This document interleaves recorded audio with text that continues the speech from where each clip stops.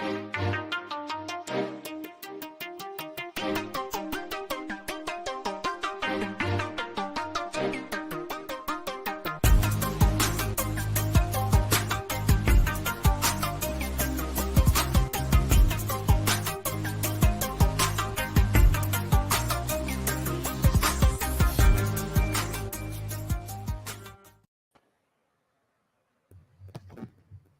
is up, everybody? We are back for another episode of the Bases Loaded podcast, where we 95% of the time talk baseball, and then the other 5%, who knows? Who knows where the conversation will go?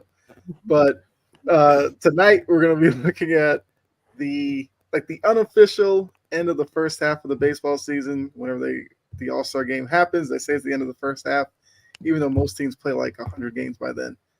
So we'll take a look at kind of the home run derby, as they're going to have a new format this year. We'll take a look at we talked about the All-Star team last week, but there have been some changes with some guys are being removed and some replacements. So we'll kind of update you on that as well. And also, in looking back at the first half, kind of look at some things that maybe we were wrong about and some things we were proven right on.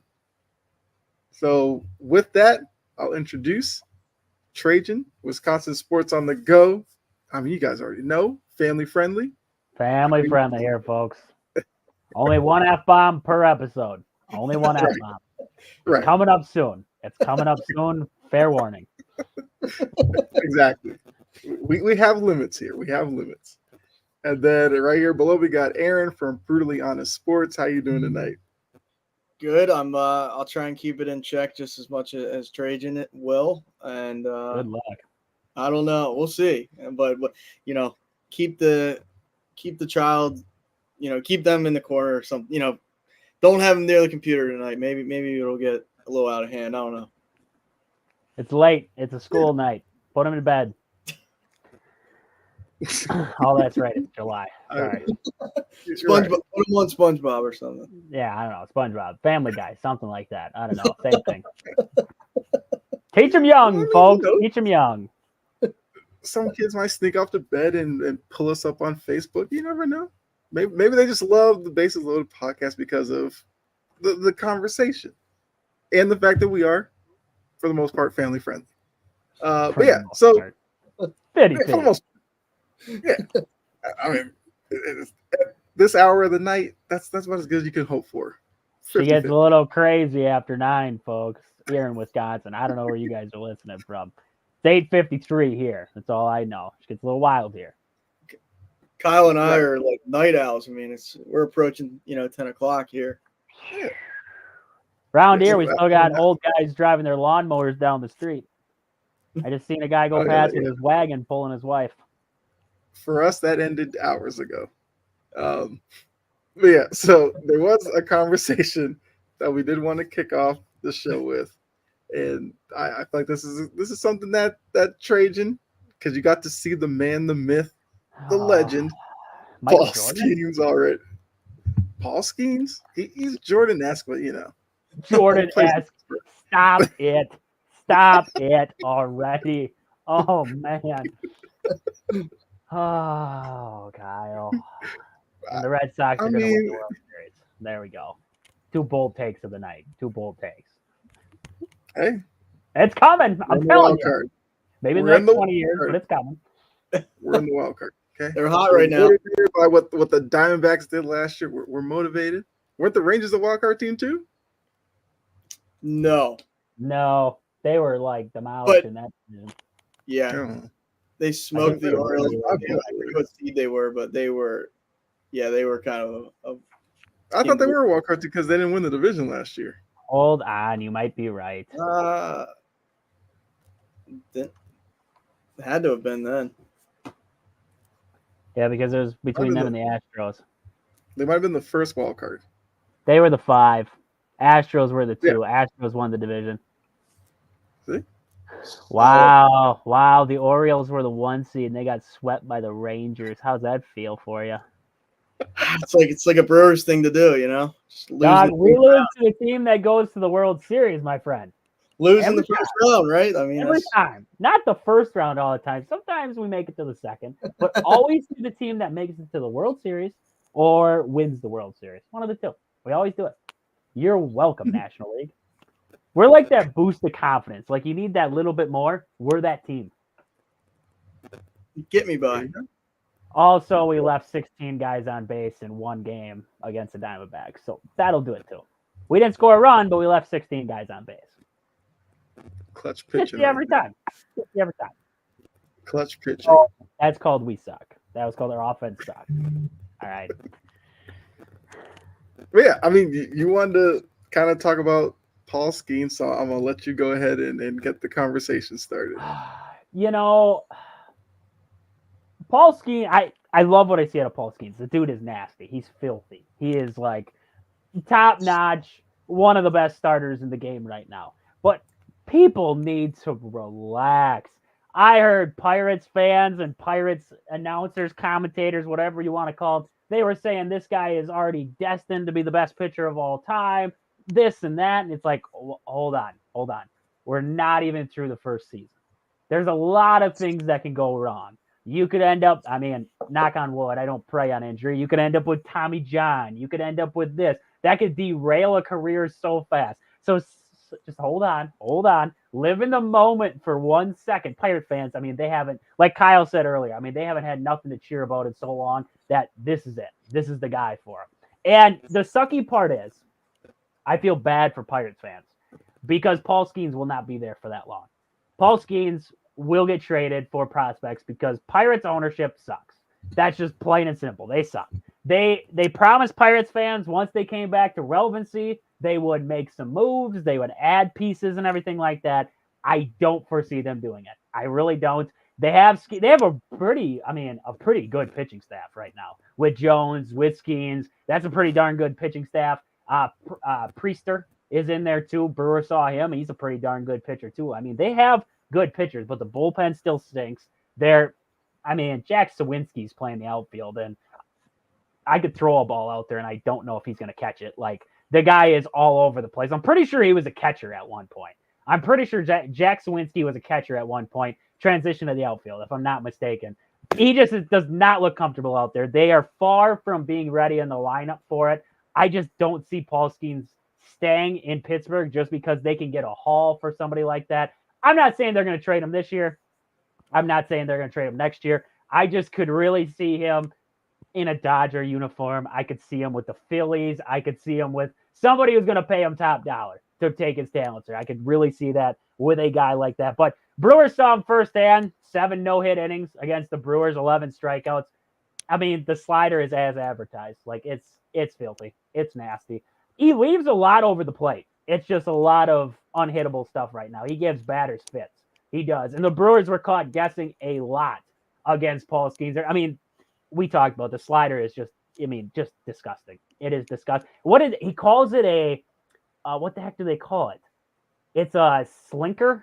He calls it a slinker. Yeah. It is a hybrid between a sinker and a slider.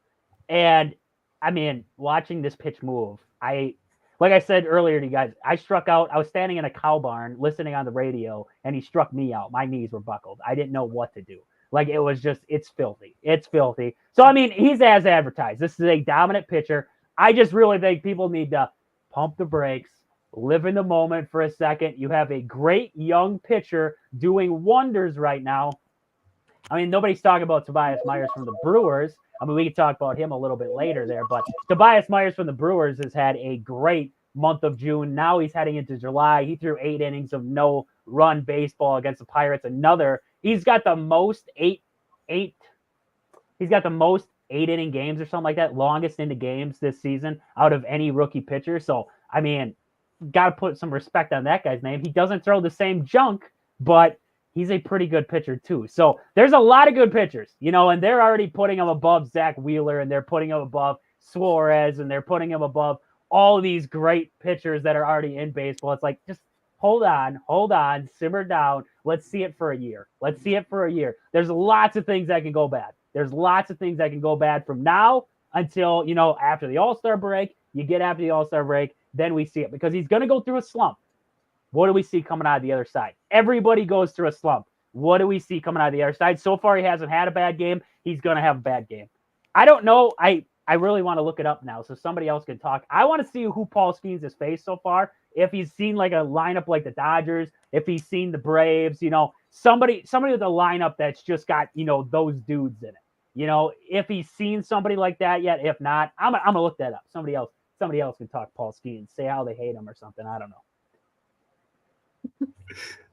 I mean, look, I'll just say that when baseball does have a phenom that's a pitcher, we know that a lot of times they can go a bit overboard. I mean, we saw it with like Kerry Wood, Mark Pryor. I mean, even like in Aroldis Chapman, especially if you're a flamethrower. Pedro Martinez. Yeah, well, I mean, Pedro's. Pedro.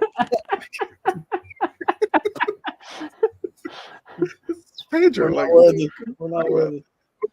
Like, okay, so for Skeens, it's kind of like you were saying, Trajan, the fact that he's in Pittsburgh, you're probably going to have to get used to him. Well, I guess appreciate him now while you can, because there's a good chance in about a year or two, the rumors will be out there, oh, the Yankees want Skeens. The Yankees need Skeens. The Dodgers want him. The Mets want him. And we know if it gets into a bidding war, the Pirates aren't going to be able to pony up and keep him. So for Pittsburgh, they have to try to take advantage of it now, try to put together a playoff team or something around him because he'll be gone. And then Pirates fans will be waiting around for the next Paul Skeens for 10, 15 years. I don't know. But that's just the way it goes in baseball.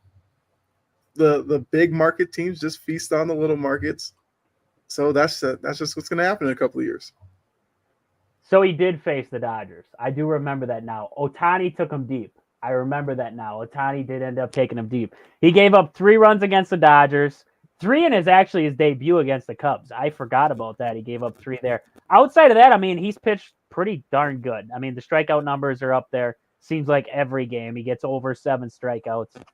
Earned runs, not bad. Not bad across the board. It seems like when teams are scoring against Paul Skeens, it's the home run ball. It seems like you just make contact with that freaking fastball that's coming in there at 100 miles per hour, and it's like, okay, now I don't have to do much work here. Like, I mean, you look at his outings where he gave up runs. Cubs, they had a home run against them there. Dodgers hit 2. Tampa Bay hit 1.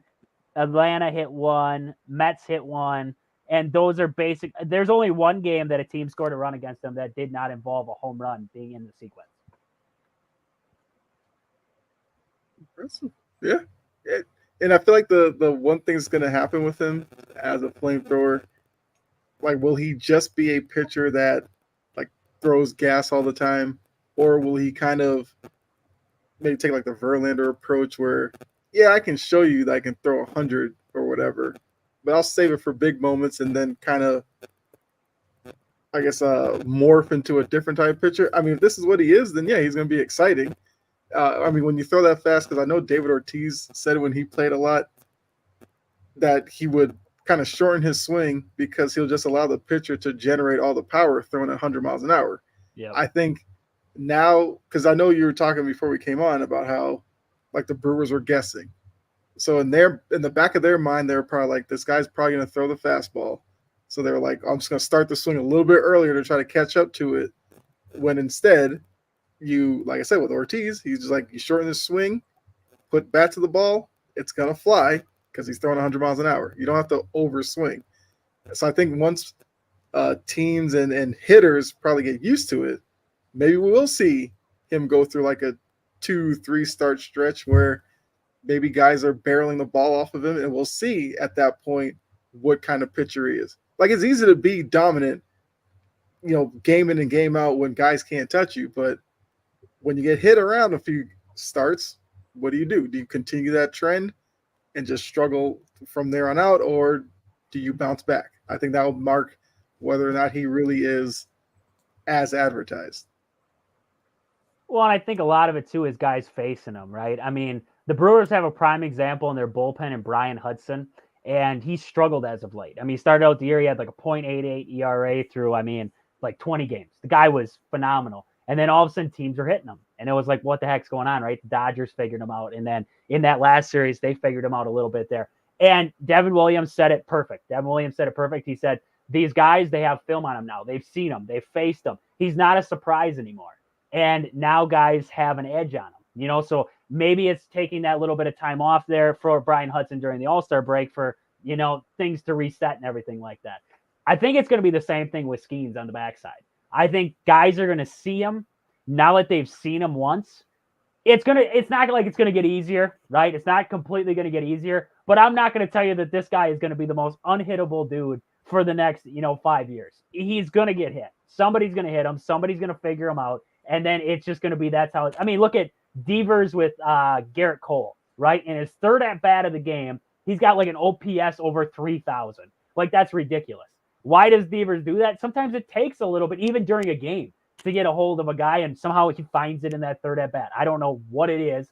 Kyle, you might be able to explain that one to me, because that's wild. That's wild that it seems the third at bat of the game, he's hitting over 3,000 with the OPS. But like I'm saying, I'm not trying to shoot down Paul Skeens because he is definitely a world-class talent.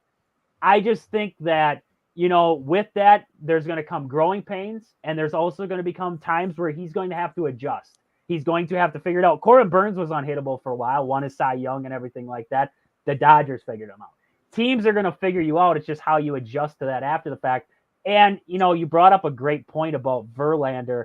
Maybe, Aaron, I think you said before the show even started talking about Paul Skeens that the manager said he looked gassed. He looked like he was tired the inning before.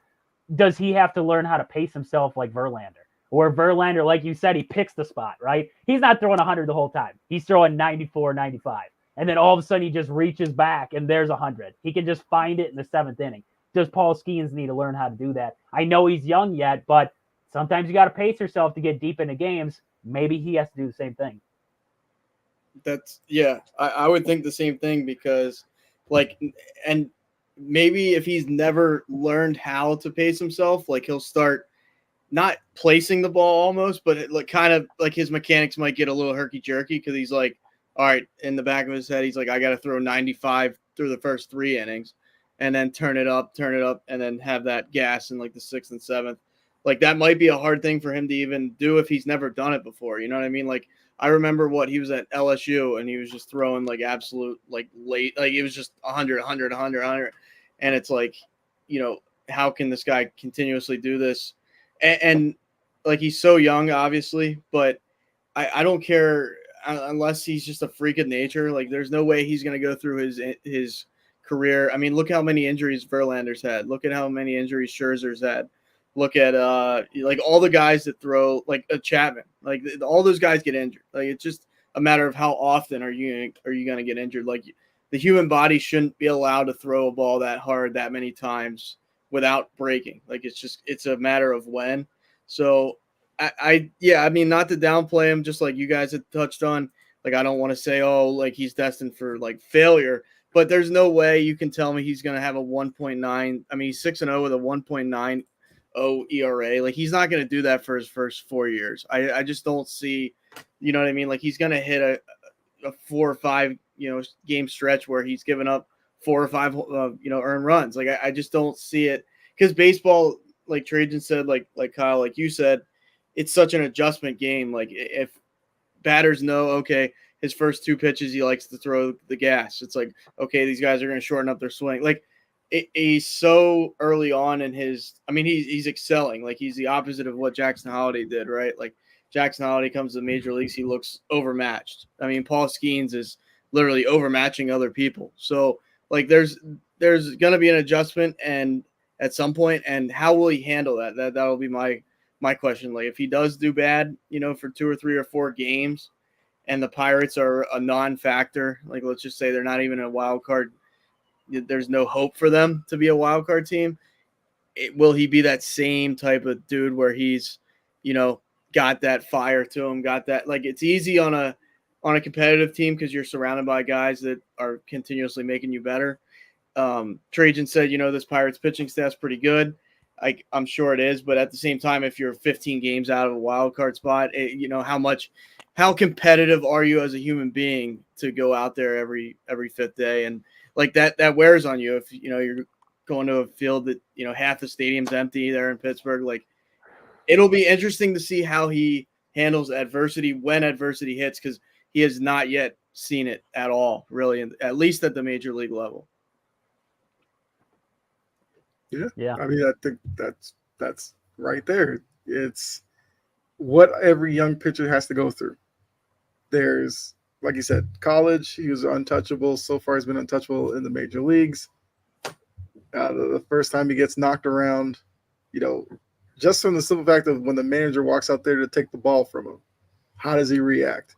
Does he go into the dugout, smash stuff, or does he go in and just kind of take it as it is? Like, that's kind of things like people are going to want to see when it does happen. And then how he bounces back from that will, I guess, show the longevity that he'll probably have in his career, because we've seen flamethrowers flame out early, and we've seen some dominate over a good period of years.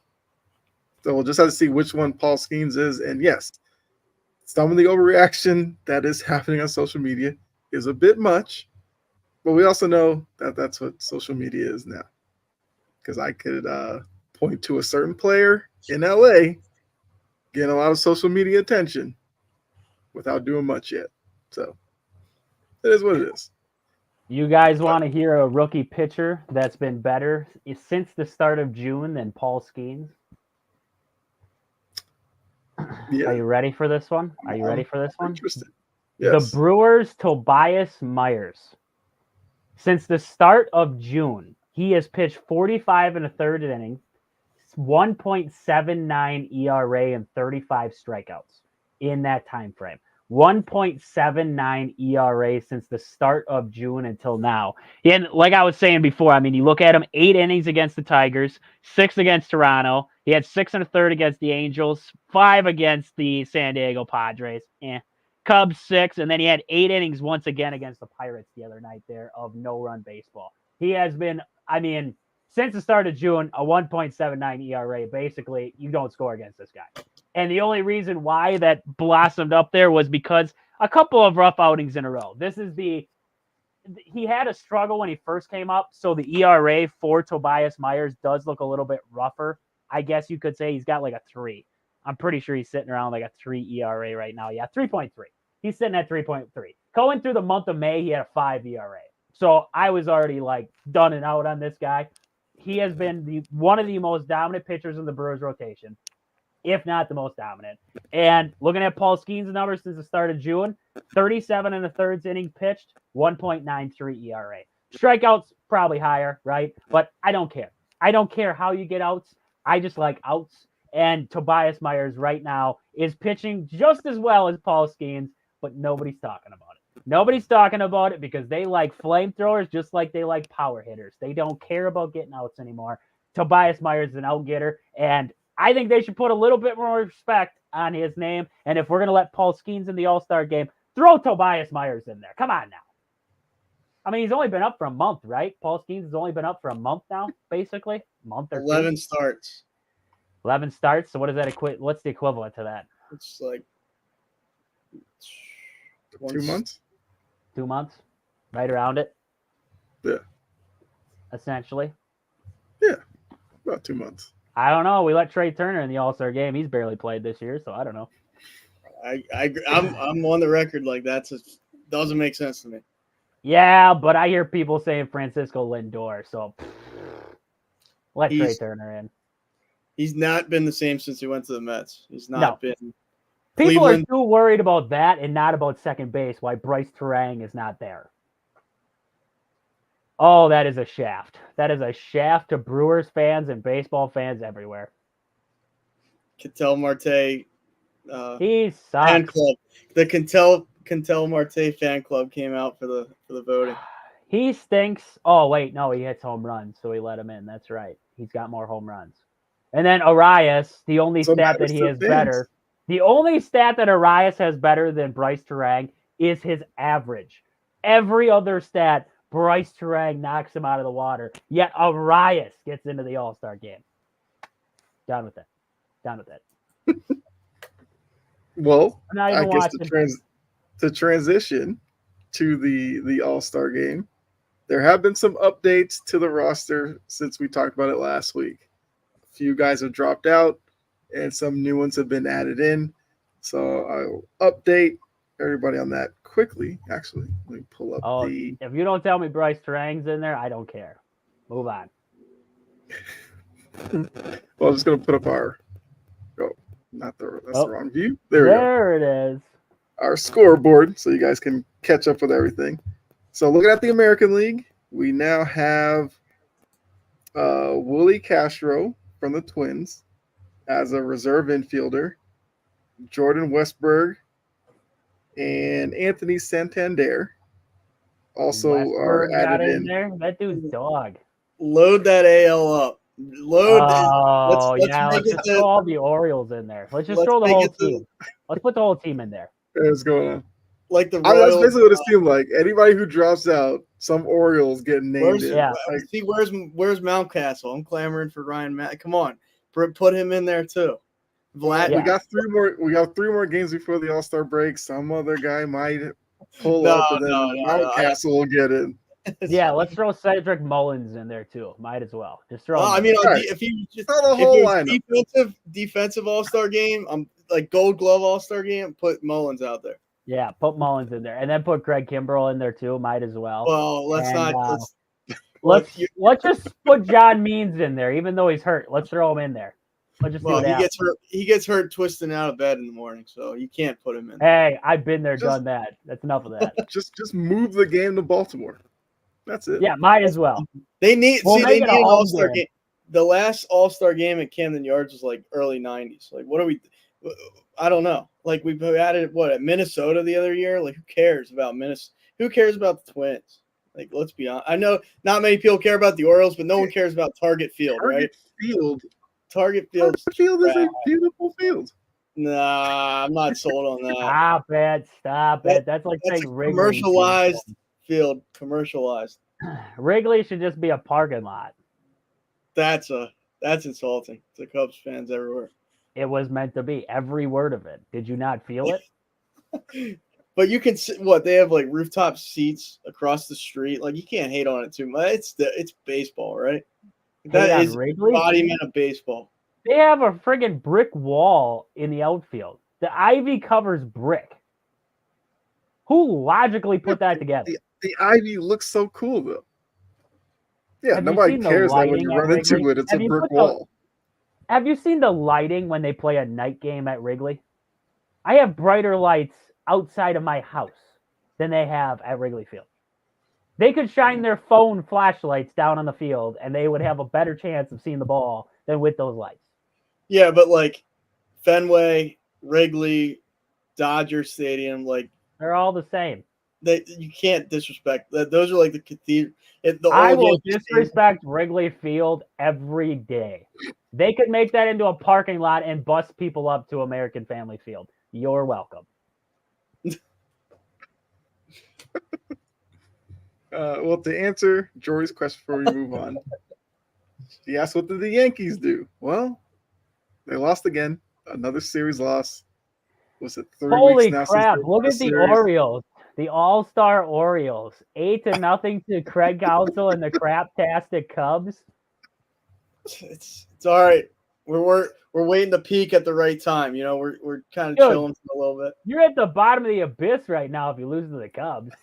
Well, I don't know. We have interleague play isn't necessarily our best friend a lot of the time, but I know will the say this. Brewers walked in there and walked right out with a series dub.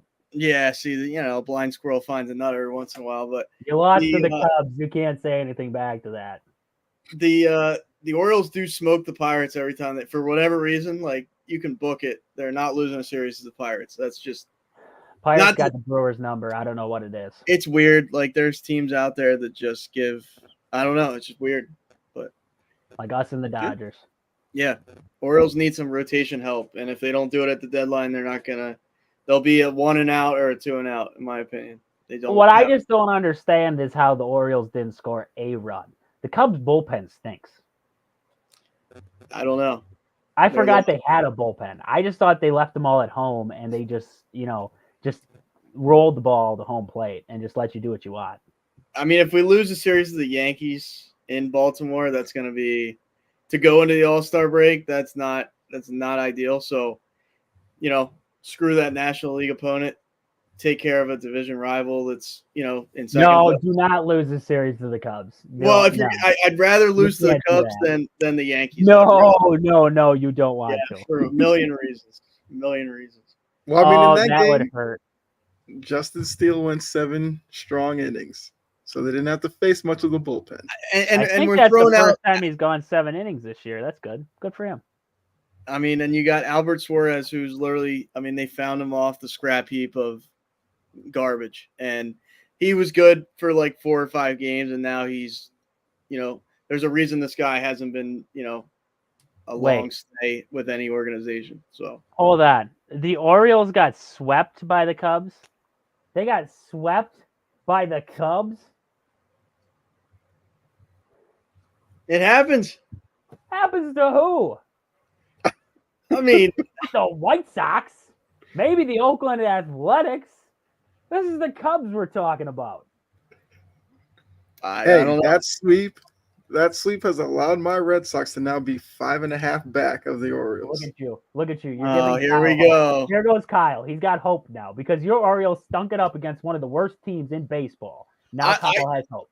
See, I'm one of those people. I know this Orioles team has holes. It's just, are they going to address them or not? That's like when Bradish went down, I'm like, all right, Trevor Bauer. I don't care how. I mean, the guy could be a convicted felon. Like, let's bring him in. Come on, what are we waiting on? But they won't do it. So they got to make moves. Like I said, if they don't make moves at the deadline, they don't have enough pitching. I know 8-0 looks horrible, but I still have confidence in their lineup. They have a bunch of guys that can do it. It's just 1 through 5. Do I trust the rotation? No, I definitely don't. I just don't. They had 2 runs in the entire series against the Cubs. 2 runs. I think they lead the league. I think they lead the league in home runs, so it's all right. We'll be all right. Not enough home runs to beat the Cubs, Aaron. Not enough home runs to beat the Cubs. You can't give the Cubs hope like that. That destroys me. It's all right. We'll go in and beat the Bronx. The Bronx Bombers. Yeah, okay. The Bombers. The Bronx Bombers don't affect me. They don't affect me. The Cubs having hope in their lives affects me. I want Wrigley Field to turn into a parking lot. You know how that happens? They suck. You see, you got to get on our wavelength with the hatred for the Yankees. Like, if you understood, I'm on it with the Cubs. It's the same. No. It's If you understood how annoying the Cubs can never be as annoying as a team as the Yankees. I'm not talking about their fans. I'm not talking about the stadium. I'm not talking about the team. The players that play for the Yankees are the most annoying human beings to play baseball. There's that's fair. That's fair. I will say Rizzo changed when he went to the Yankees. I will say Verdugo is the biggest beep beep beep beep. That you could. I mean, come on, that guy is so annoying to watch. I couldn't tell if he swore or if he was backing up a truck there with the beep beep beep, but I think I got the gist there. Well, especially when you're hitting 245, you finally get a home run off the Red Sox, and you take like 45 seconds to round the bases. After Devers, explain that. Yeah, but it's like after Devers does his thing and yells at his own side to kind of pump them up. Verdugo does that and trying to act like he's now Mr. Yankee. Lost the series, by the way, but hey, you won one game, 14-4. Well, congratulations, Yankees. You didn't get swept, but you lost 2 out of 3 again to the Red Sox. You lost 2 out of 3 to what was it, like the Braves, the Phillies, like all these good teams. You can't beat them. Yeah, now the Rays, and then they're gonna have the Orioles. And watch, the Orioles will probably sweep them. They'll knock around their pitching because their pitching stinks. Their hitters are awful outside of Judge and Soto. Soto with his little shuffle or whatever crap that is. Haven't seen it much this year, at least lately, when they're losing. But that's the funny thing, right? Like, if you're Soto and it's 10-0, opposing team versus the Yankees, are you doing the Soto shuffle in like the 7th? Like, it doesn't have the same pop to it. You know what I mean? Like There's no way this guy can be taken seriously if they're down 7-0 and he's doing the Soto shuffle and he's doing all. It's just like I haven't watched them, in a lot of games they've been behind late in the game, so I gotta. Hopefully, we'll see that this weekend. But that is so. I forgot. I heard somebody talking about it the other day, and they're like, "Man, if this was back in like the old days, this guy would get hit nearly every at bat until he stops doing that nonsense. That is nonsense to me." So he's like the Tyrese Halliburton of the MLB. Because Tyrese only talk when they're winning. He'll only talk when they're winning. When they're losing, he doesn't say a word. So it's like that. He only do the shuffle when they're winning. When he did it against Verlander, what was that? It was Verlander, I think, and then he hit that bomb. I was like, okay, yeah, if you perfectly time it, more credit to you. But when you're doing it like in 162, I'm like, dude, I mean, and then you got Nestor Cortez doing this. I mean, the most unnecessary. Oh, I'm gonna pump fake it, and then it's like no one else does that, man. Like no one else does that, and no one's done that before. Maybe there's a reason for that. Well, that's why Nestor Cortez is now 4-8 with 3.67 ERA. So there's your all-star Yankees. And you There's saw Stroman's about to have a nervous breakdown, which is man, it was hilarious. It was coming because the guy can't hold himself together, and then he's yelling at Gleyber Torres like it's awesome. I'm here. Somebody should. Boone doesn't. So Stroman's like, I got to yell at somebody. He should fight. But early in the year, Stroman had good starts, and the Yankees couldn't score for him. And now it's like, even if he gives them a couple of runs, like they don't do anything behind him. So I don't know what's going on with the Yankees. I don't care. The more that they're miserable, the happier I am. So I'm rooting for the Orioles to sweep them this weekend. Going to the All-Star break, Yankee fans will lose their mind. I've seen some clips on YouTube from like Michael Kay, and that guy's like losing it with each of these losses. And now they're calling for Boone's job. They want Steinbrenner to like, or Cashman or whatever, to spend whatever to get whatever in there, because they're just going down the same road of when they scored an inning, they'll give you one run. When's the last time they had a multi-run inning? I don't know. And they don't manufacture runs. Like the Red Sox have figured it out. They added speed and everything. The Orioles can, play a little diversified offense. We know how the Rays play. The Yankees have just been stuck in this mentality from like the mid-90s. This is how they've always built their teams, and maybe it's the reason why they haven't won lately. It's because everybody's moved past them. It blows my mind with the amount of money they can spend, and they've seen year in and year. I mean, I guess they consider going to the ALCS and being, the Houston Astros like little brother a success. I mean, I would not if I was a Yankees fan. Like to me, that would be championship or bust. You know what I mean? Like you have all the resources at your disposal. They are a legendary franchise, unfortunately. But it's like if you're not competing for the World Series, like if you get into the ALCS and you're basically a non-factor, like how do they sit around at the end of the year and say, okay, we're gonna try this again, like with the same formula? And if I think it's an organizational problem, but if I was a Yankees fan, like the fact that Brian Cashman still has a job to me is absurd. Like you have so much money at your disposal, and you go out and get injury-prone guys year in and year out, and they don't do anything for you. Like Carlos Rodon has been a flop. Verdugo is not that good. Like he's past his prime. The Red Sox basically didn't care to see him go. I mean, he sounds like a locker room problem over there. And then you had the Josh Donaldson experience, which was an absolute like that couldn't have been worse.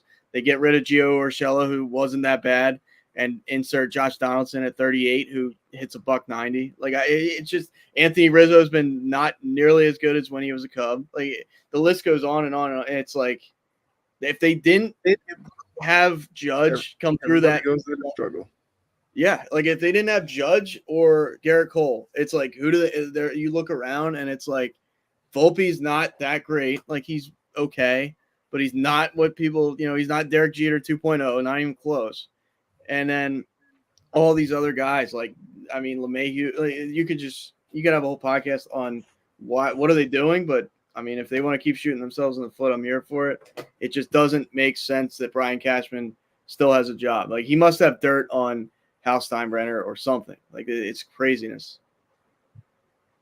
Well, and I saw somebody was doing a podcast and they had Aaron Boone on there after Devers hit that bomb, and they asked him. They said, "Well, why did you The leave John him in Boy there?" Media.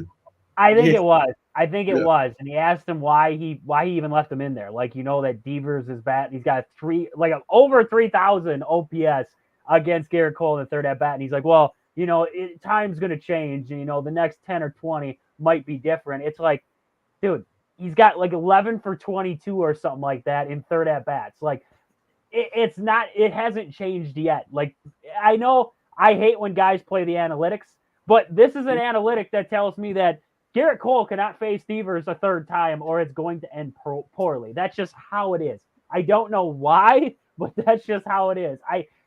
That's manager. That's inept manager right there.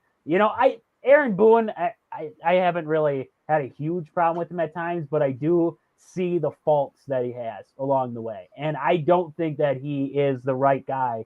I'm not a big Yankee fan, so I'm not going to tell him to fire anybody. Like, keep Aaron Boone. It's okay if you suck. Like, that's fine.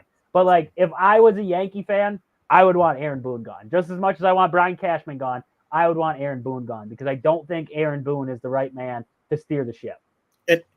Would you say, like, to ask you that question, like, do you think you watch the Brewers night in and night out, do you think the manager has a good amount of control? Because I think, like, just watching the Michael Kay show a good amount of time, just, like, hearing the rumblings, John Boy, like, they do have good media coverage, so I try and, like, just see what's going on. And it's madness. The fans up there are just, like, they lose their mind, and it's great.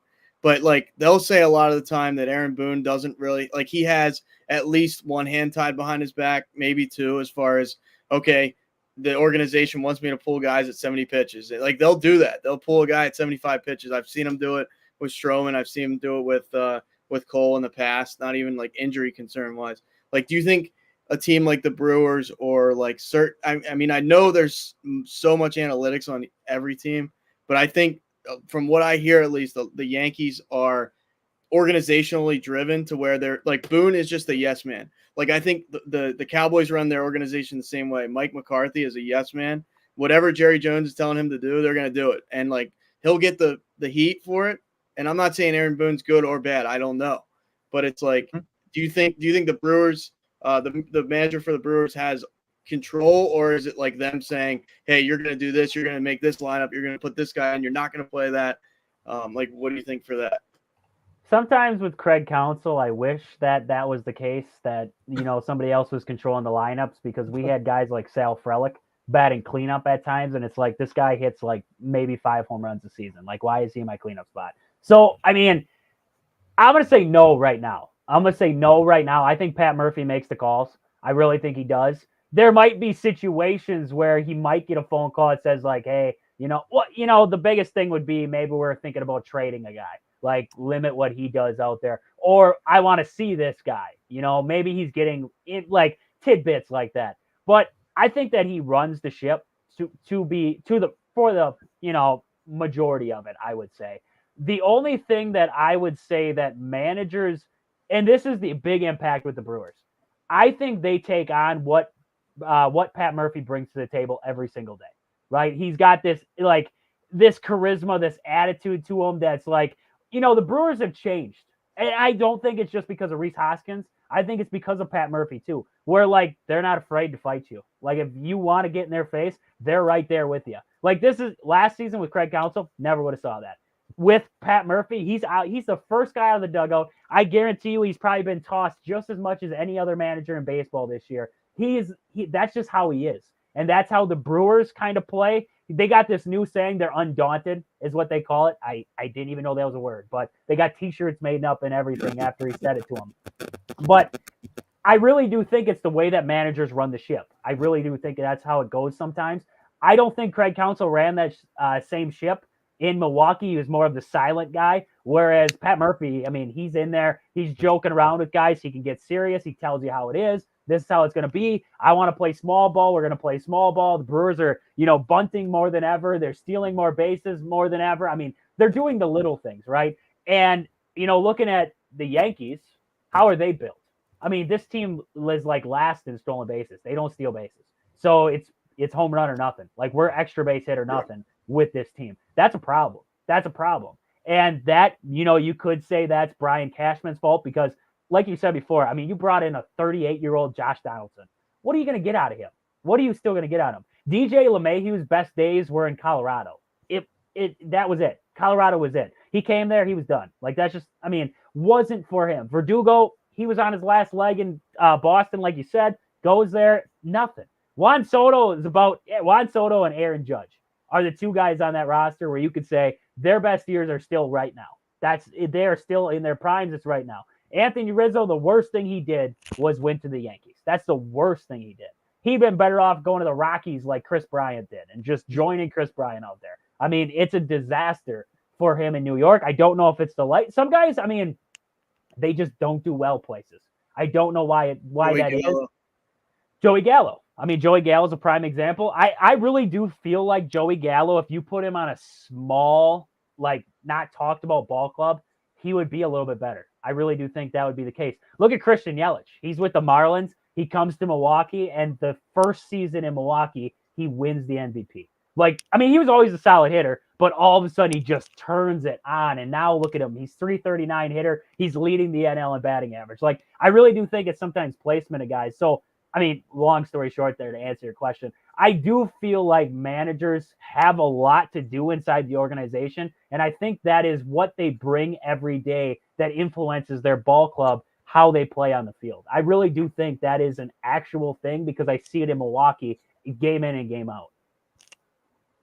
Yeah, it's probably like a situation by situation type of thing. I mean, for me, watching Alex Cora with the Red Sox, he's a guy that kind of does his own thing. He'll, make some crazy decisions in game. They seem to work most of the time. He'll be comfortable enough to, do an interview and be outspoken about how he wants ownership to buy for the team or whatever.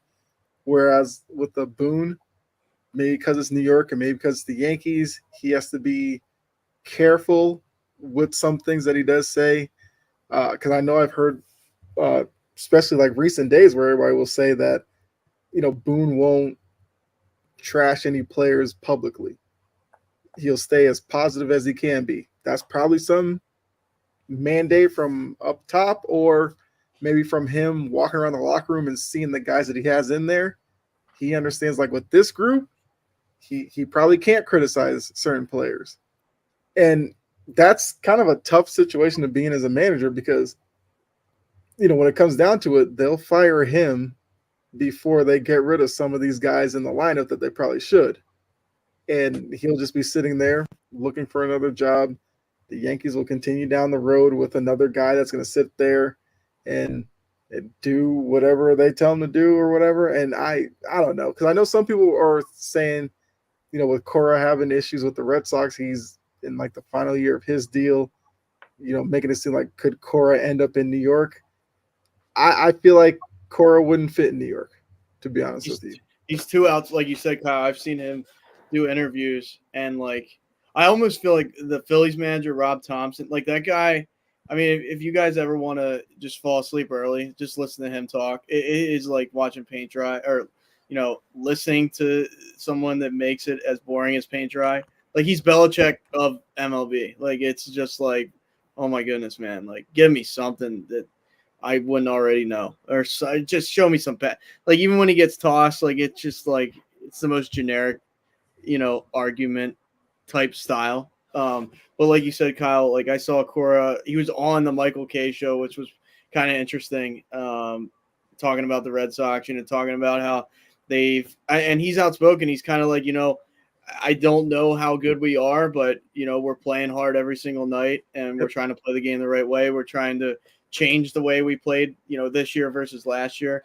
And yeah, we might not be spending the money that I necessarily like. He, literally came out and not blasted the organization, but kind of pushed back a little bit, where like you said, like if Aaron Boone did that tomorrow, like if he's like, look, guys 4 through 9 in the lineup like are not doing anything, he'd probably be looking for a job tomorrow. Like you can just tell he has such a short leash with what he can do. And I mean, maybe that's why he gets tossed so much, because he's like, okay, this is the only time I can actually release this frustration. Because I mean, I'm sure going into it, he probably thought, wow, this is the dream job. Like it's the Yankees, it's the top cream of the crop type baseball job for me. I played here, I hit that legendary home run, this and that. And then he's, a month in and he's like, yeah, I don't really have any power that I thought. And that's, I don't know. Like I said, it's probably like being the Cowboys coach. It's like you can't, you can only do things to a certain extent. And then you're just like, okay, now I'm cut off right here. I can't make the moves I want to make. I can't have the input that I want to have. And I don't know. It's probably not the job that these people sign up for when they get it. Oh, and you look at the Yankees and it's a lot of business. It just seems like it's a business, right? And I think that's part of the problem too. I mean, you look at like Alex Cora, you listen to him talk and you look at him in the locker room and everything like that. Like the players like him. The players love playing for him. Like they would run through a wall for him, right? Pat Murphy's the same way in Milwaukee. You can look around the league at some of these smaller market teams, and that's how they become successful. They find a manager who the players would run through a wall for, and that could be a difference maker for a lot of. I mean, look at the Arizona Diamondbacks last year. That should not have been a team that was in the World Series. They got hot, no doubt. They got hot, but that was a team that ran all over the place. They gave it, everything they had on every single play. I saw Evan Longoria playing like he was 20 years old again. Like, it was ridiculous. He's making diving plays against the Brewers in the playoffs. Like, he was still in his prime, but he wasn't. He was far past it. But I think it has a lot to do with managers, too. Aaron Boone seems like, he can get angry, right? He gets all pissed off, but he doesn't seem like a guy who, I want to support this guy. I want to get behind this guy, right? The Brewers, I listen to Pat Murphy talk, and he's, Bryce Terang has been hitting so well. And he's talking in the media, and he's like, I'm so proud of Bryce. A lot of people are going to give up on him. We never gave up on him. I was always there along the steps. I wanted to see this guy succeed. I was so proud of him, everything. Like, that drives guys. I don't know if it's just me, but that drives guys. And I don't hear Aaron Boone saying stuff like that, right? I never hear it.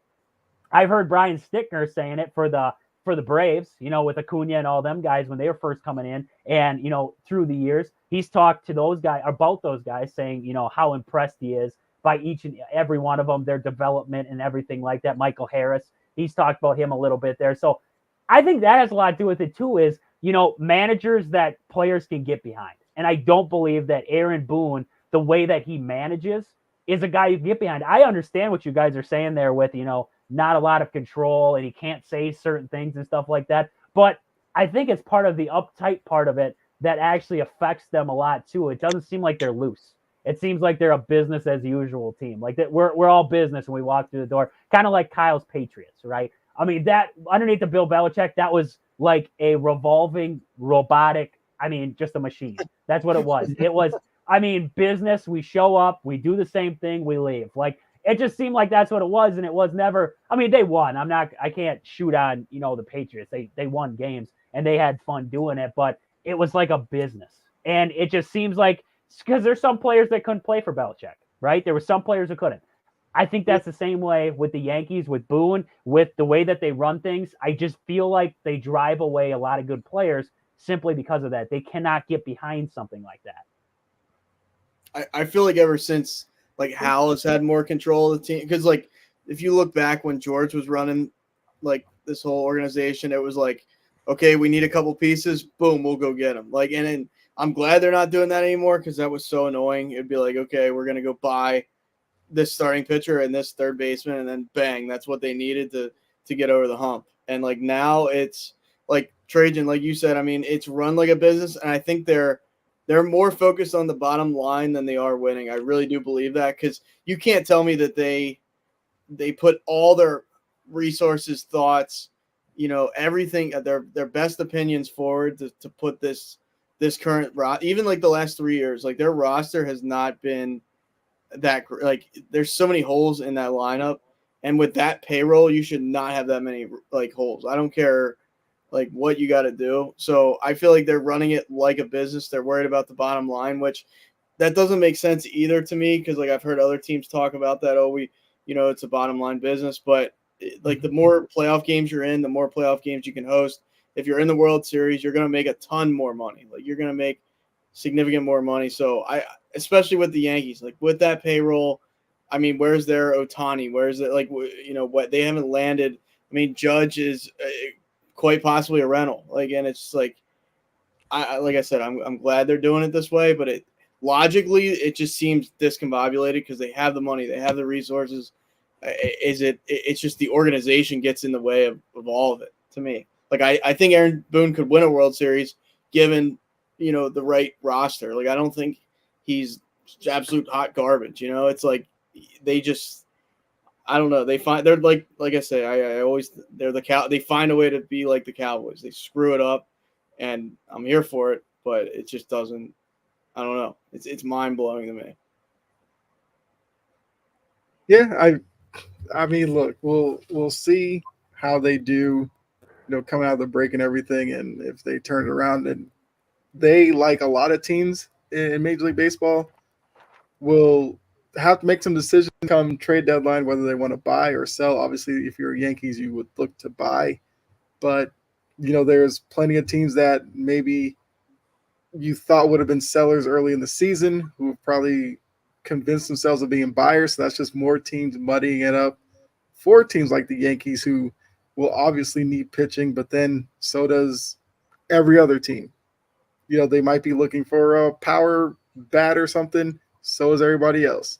So the more teams that can kind of stay in contention, the harder it's going to be for teams like the Yankees to go get that piece that they necessarily need, which will be interesting to see. But I was going to say, because I forgot about the National League, there was a change in the National League All-Star game as well. Hunter Green is now in, Glass now is out. And the players that are out for the Kyle, didn't care. Devers and Tucker.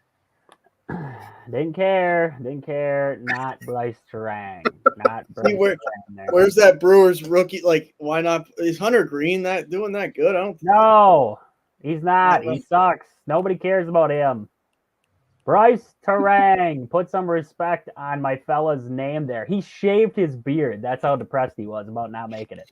He had this great beard going on, and he shaved it right off. He looks like he's 12 again. Well, I mean, you did ask about Hunter Green. He's 6-4, 3.34 ERA. Oh, yeah, it's hard though. Oh, geez. Throws hard. Throw is hard. Yeah, it's like the home run balls. All right, boys, you ready for the game of the day? Well, I mean, yeah, we was gonna do home run derby, but we got time for both. We got time for both. Announce the home run derby, Kyle. Announce the home run derby. You sound so enthusiastic about it. I'm pumped up. Pete Alonso's back in there. Woo-hoo-hoo. Oh, the polar bear. I'm the best. Polar bear. I'll never forget when he went up against Trey Mancini, and this was coming off Trey Mancini having cancer. He's like, this started my hatred for Pete Alonso. He's like, there was never a doubt when I got into that final round that I was just gonna absolutely destroy basically saying you're a nobody to me. It's like, dude, get over your polar bear self. Like you don't, come on. And now he wants $40 million a year. It's like, dude, you're not. Stop it. You're not Aaron Judge. Yankees will give it to him. I could see that. Yep. But Ben Rice is playing good, so maybe they'll just be cheap and keep Ben Rice at first base, and Rizzo will go somewhere and just die in his career. Aaron, we know how stupid the Yankees are. Until Ben Rice starts hitting 210. Screw Pete Alonso. Hope he finishes last. They will get Pete Alonso. We all know it. They're not smart. They'll actually no, he's too young yet. They'll wait about 10 years, then they'll bring in Pete Alonso. And he's a righty too. They want to go obviously. Yeah, they love lefty. Yeah, short porch. Yeah, but for home run derby, because we're gonna make predictions as the home run derby is on Monday. So first we have. Well, remember there's no bracket system, so each guy in the first round will get 40 pitches. Or 3 minutes, whichever happens first. They'll take the top 4, we'll move to the next round, and then 2, and then we'll get a winner. So we have Gunnar Henderson. He's got 27 home runs on the year. He's First up on the list, we got Pete Alonso, who we just talked about. He has 18 home runs this year. As I said, it's his 5th Derby appearance, so this is what he likes to do. Alec Boehm from the Phillies has 11 home runs, not the biggest total, but hey, you never know what could happen. Sleeper. Yeah. He's Yeah, like putting he could be a Jalen sleeper. Brown in the dunk contest. Like, what are we doing see. here? Dang. We're not gonna do that. That's like a boomerang shot on both. Like, that's like a I hit them Jalen both. Brown One shot, baby. Did it What I was aiming for. did it for the name of the competition. Put a big The name in of the there. competition. They lost to a Because G nobody- leaguer. He's a career G Yeah, leaguer. because he didn't actually care about it. He was just like, I'll enter it. Maybe bigger names will start entering it now, and then whatever. So we'll Good see. luck. Yeah, so that's what Alec Look, Boehm's doing. Maybe if Anthony Alex Edwards Boehm's enters in it there. next season, you'll have to thank Jalen Brown for it. See, Alec Boehm needs to enter the double competition. That guy, all he does is hit doubles. Like he'll win that. I don't see You him just have to put a little more muscle into it and get it over the wall. Don't hit the wall. Get it over it. might screw up his swing for the second half. We'll see. I don't know. Hey, not my problem. That's I'm why a believer Rafael in that. Devers isn't I'm a doing it. believer in that to a certain degree. Yeah, Devers says he's not a home run hitter in batting practice, so he's not going to do it. I don't hate it. LeBron never did a dunk contest, so you can't hate on any of these guys. We also have Bobby Witt Jr.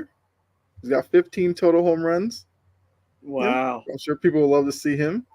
Marcell Ozuna's got Let's pull 24 up the from the stats next to Braves. Gunners, huh? Let's pull him up. Let's pull him up here. Let's see how he's doing.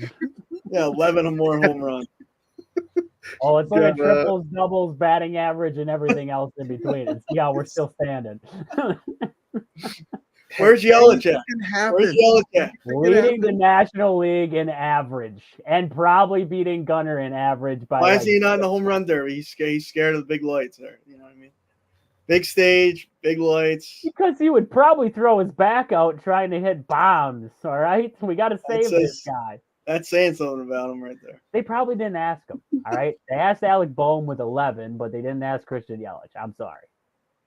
Where's Yeah, Harper though? I don't know. I would have That's taken what Harper. They didn't ask us. Well, didn't Harper say he's not going to do it? Like he I won't think do he it? did say that. Yeah, but he did one before though. Well, why not Joey Gallo? Why is he not there? Ja- It's what he does. It's all he does is hit bombs. Why is he not in this? Except when he was with the Yankees. We got Jose Ramirez with 23 home runs for the Guardians. Dolis Garcia, who recently dude jumped hits the nuke. 17 home runs. And I want Yoenis Teoscar Hernandez with 19. Oh, really? Really? Teoscar Hernandez. I had to throw a Dodger in there. You had to. If it wasn't going to be You're not going to Ohtani, throw Ohtani. Yeah, you got to get Ohtani. Throw Ohtani in there. Freddie I think Ohtani was like he Freeman. would I do it. don't know. Where's Freeman doesn't- Marcelo Zuna? Freeman doesn't give off like home run derby type of guy because he likes to No. spray the ball over the field. I don't know. I But he don't can hit know. bang. He would hit absolute bombs though. Yeah, he's a good hitter. He can would, rip. He He can he's drip the type and of rip guy it. that would just hit like 600 foot. Like I could see him putting on like a Josh Hamilton type, just one after another. After like if he got hot, I'd be like, yeah, he's winning. Like there's no. You didn't say Marcelo Zuna, did you? Yeah, he's in there. Okay, good. I stopped listening. I'm sorry. Yeah, Marcell Zuna with his 24 home runs is in the competition as well. All right, Gunner's So I- screwed.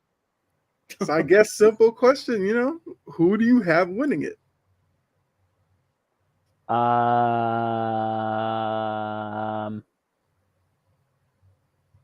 Ooh. Give me Ozuna.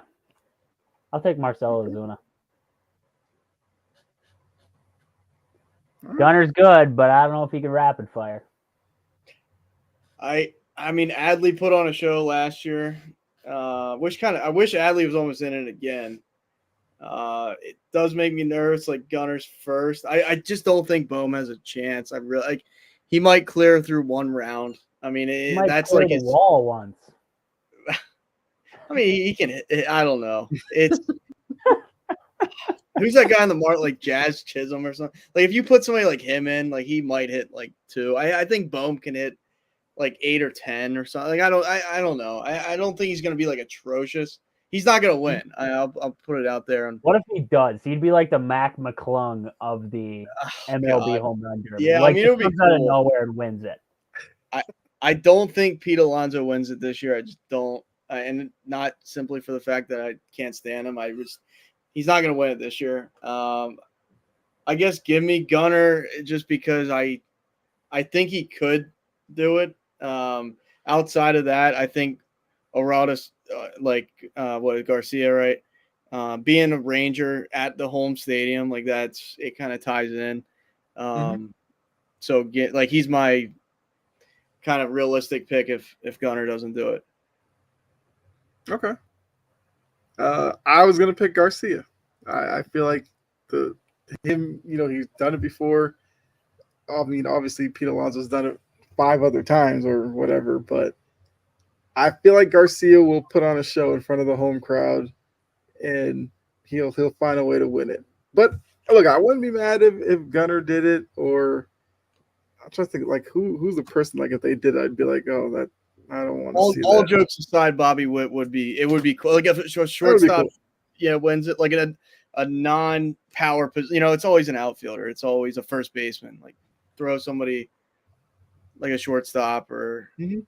I think they should have replaced Bohm with that. The guy from the Reds, that Reese Hines, who hit back-to-back home run, or he hit the home run one night against the Rockies, and he hit a 458-foot bomb the next night against the Rockies. I think they should put him in. That would be my Mac McClung. That would be my dude. Like, he just came out of nowhere and hit 2 bombs in his first 2 games. Like, just ridiculous shots, too. I would want to see a guy like that, just a crazy, like, throw like this. He's basically a minor leaguer yet. He's only played 3 games for the Reds. Like, just toss him in there and see what happens. Like, dude hits nukes. He hits nukes for a living. I'm sure people would say if you're going to throw a Red in there, you might as well throw Ellie De La Cruz. Oh, stop it. People still have him up there in their rankings of shortstops. I'm like, dude, he's no better than, like, it irritates me. Overhyped, overrated. He's got like 60 stolen bases. That's all exciting. He does. Oh, great. You can get on base once a game and steal 2 bases. Congratulations. What did you do your other 4 at-bats? Oh, strikeout. Yeah, Next out, buddy. It's a league where the stolen base was dead up until this year. And now he's gone crazy with 2 it. attempts to throw over to first. He just has to stand there, let him throw over twice, and then there's no shot. Hey, pitchers got to do better. Oh, stop it. Get better pickoff moves. Do something. Don't have a rule that says you can only throw over to first so many times, and nobody would steal bases. I love it. Because now you won't have pitchers. You want pitchers just stepping off, lobbing the ball over like 6 times, not even trying to get them out. Well, Cut I agree. But like Ricky Henderson stole bases back when you could pick him off anytime you wanted to, and Ricky Henderson was like the speedster. Now you look at Ellie De La Cruz, and if he breaks that record, how can you say he broke that record? Because the rules are different. You still get 2 though. It's not like they outlawed it. You know what I mean? Yeah, but in 2 attempts, I mean, you don't have to get okay. Let's just go like this. If the Brewers face the Reds and Ellie De La Cruz gets on base, odds are I'm going to give you a 90% chance he's going to steal that second base. He's going to steal. He's going. Mm-hmm. It's just a matter of when. So now you pick off once, it's gone. Pick off twice, it's gone. Now you can't do nothing. Now you just have to throw it and see what happens. And, I mean, he's going to steal second base. You have no ability is what I'm saying, because if you go to pick him off and say you throw it away or, you don't get him out, now he gets second base for free, right? So, I mean, it's got to be quicker to home plate. You got to be – that's my thing. I'm just saying you got to almost asterisk. If he's going to beat Ricky Henderson's record, you got to asterisk it. Just like the Negro League stats coming into the Major League stats. You got to asterisk it to say, like, the rules changed here. Because it's different. It generally is different. Yeah. Just like Stolen Bonds base hitting is stolen bombs. base. Like today, Bonds would have been suspended for like indefinitely by now if he would have taken roids. But like back in the day, nobody checked. Mark McGuire, nobody checked. Sammy Sosa, nobody checked.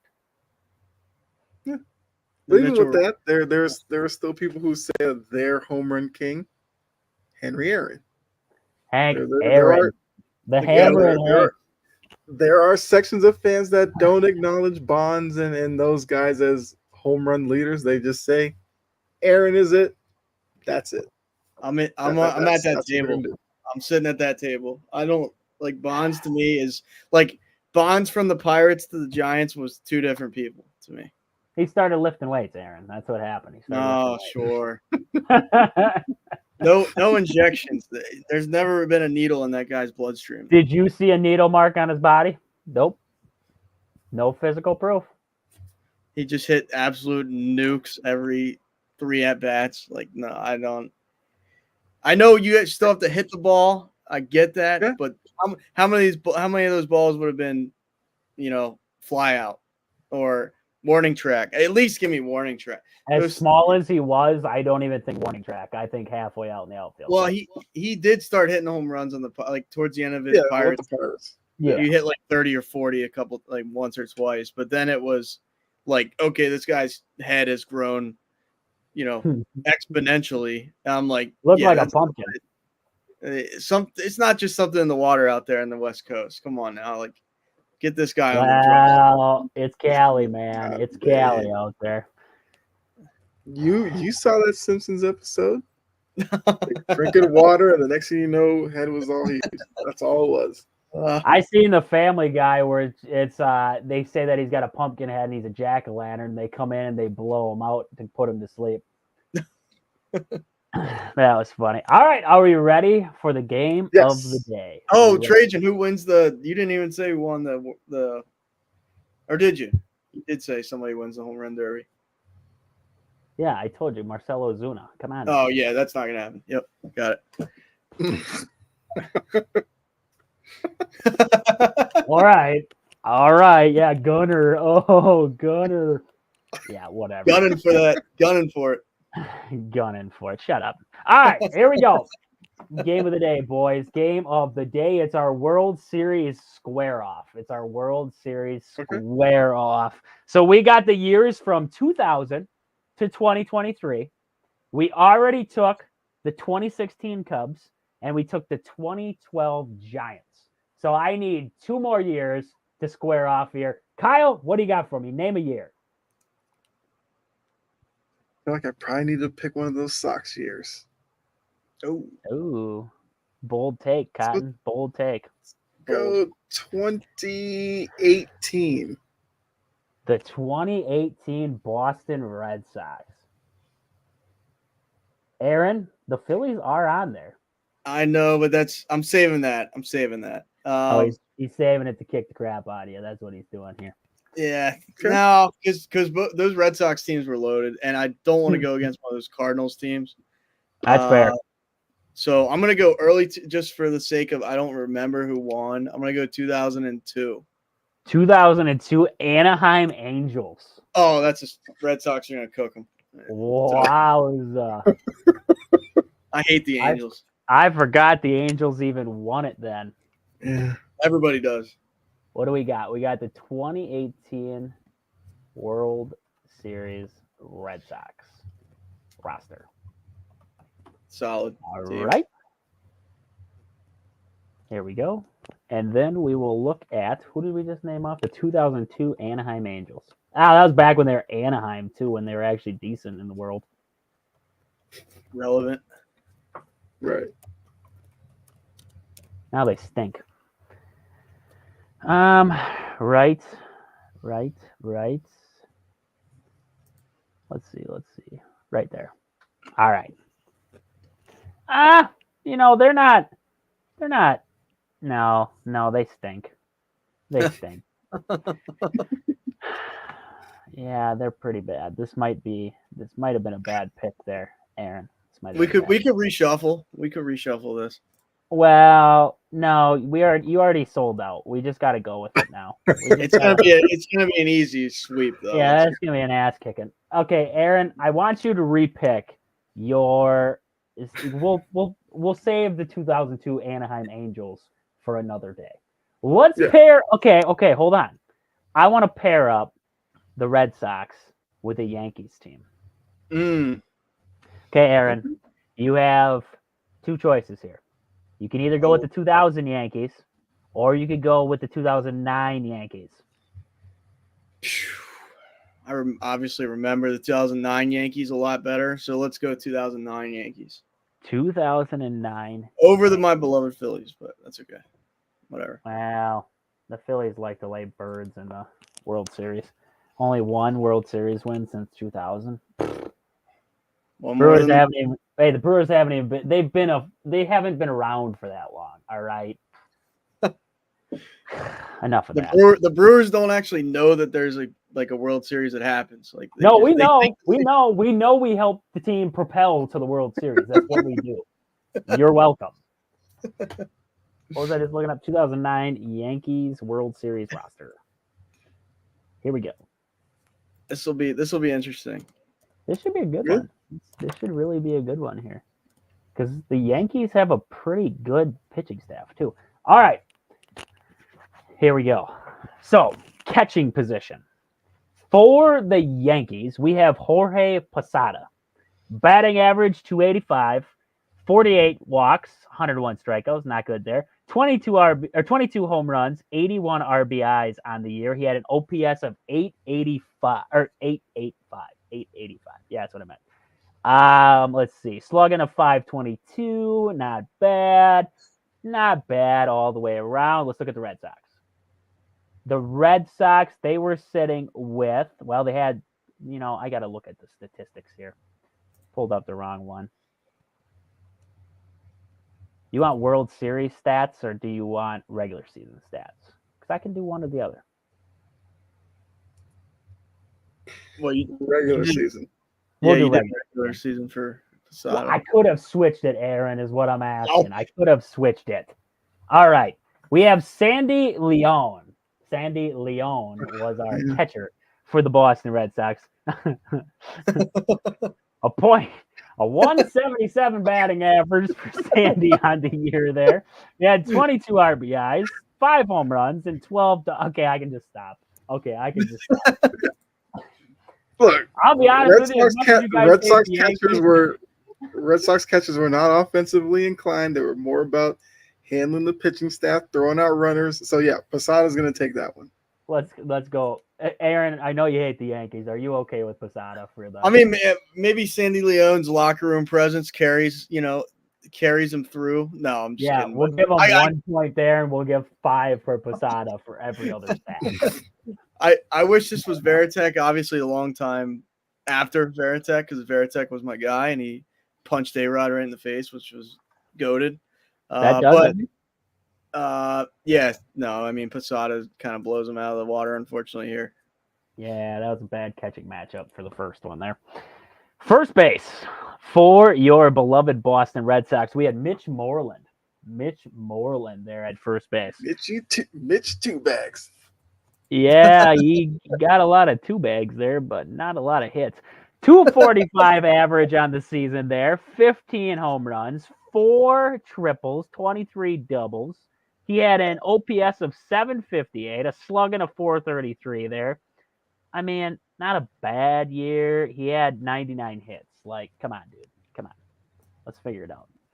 For the Yankees, this is a toughie. This is going to blow you out of the water once again here. We had Mark Teixeira playing first base there. He had a 292 batting average there. He played the whole season. That's what's impressive there. 156 games. I mean, basically the whole season. Impressive out of Mark Teixeira there for himself. I mean, he's pretty old at this time.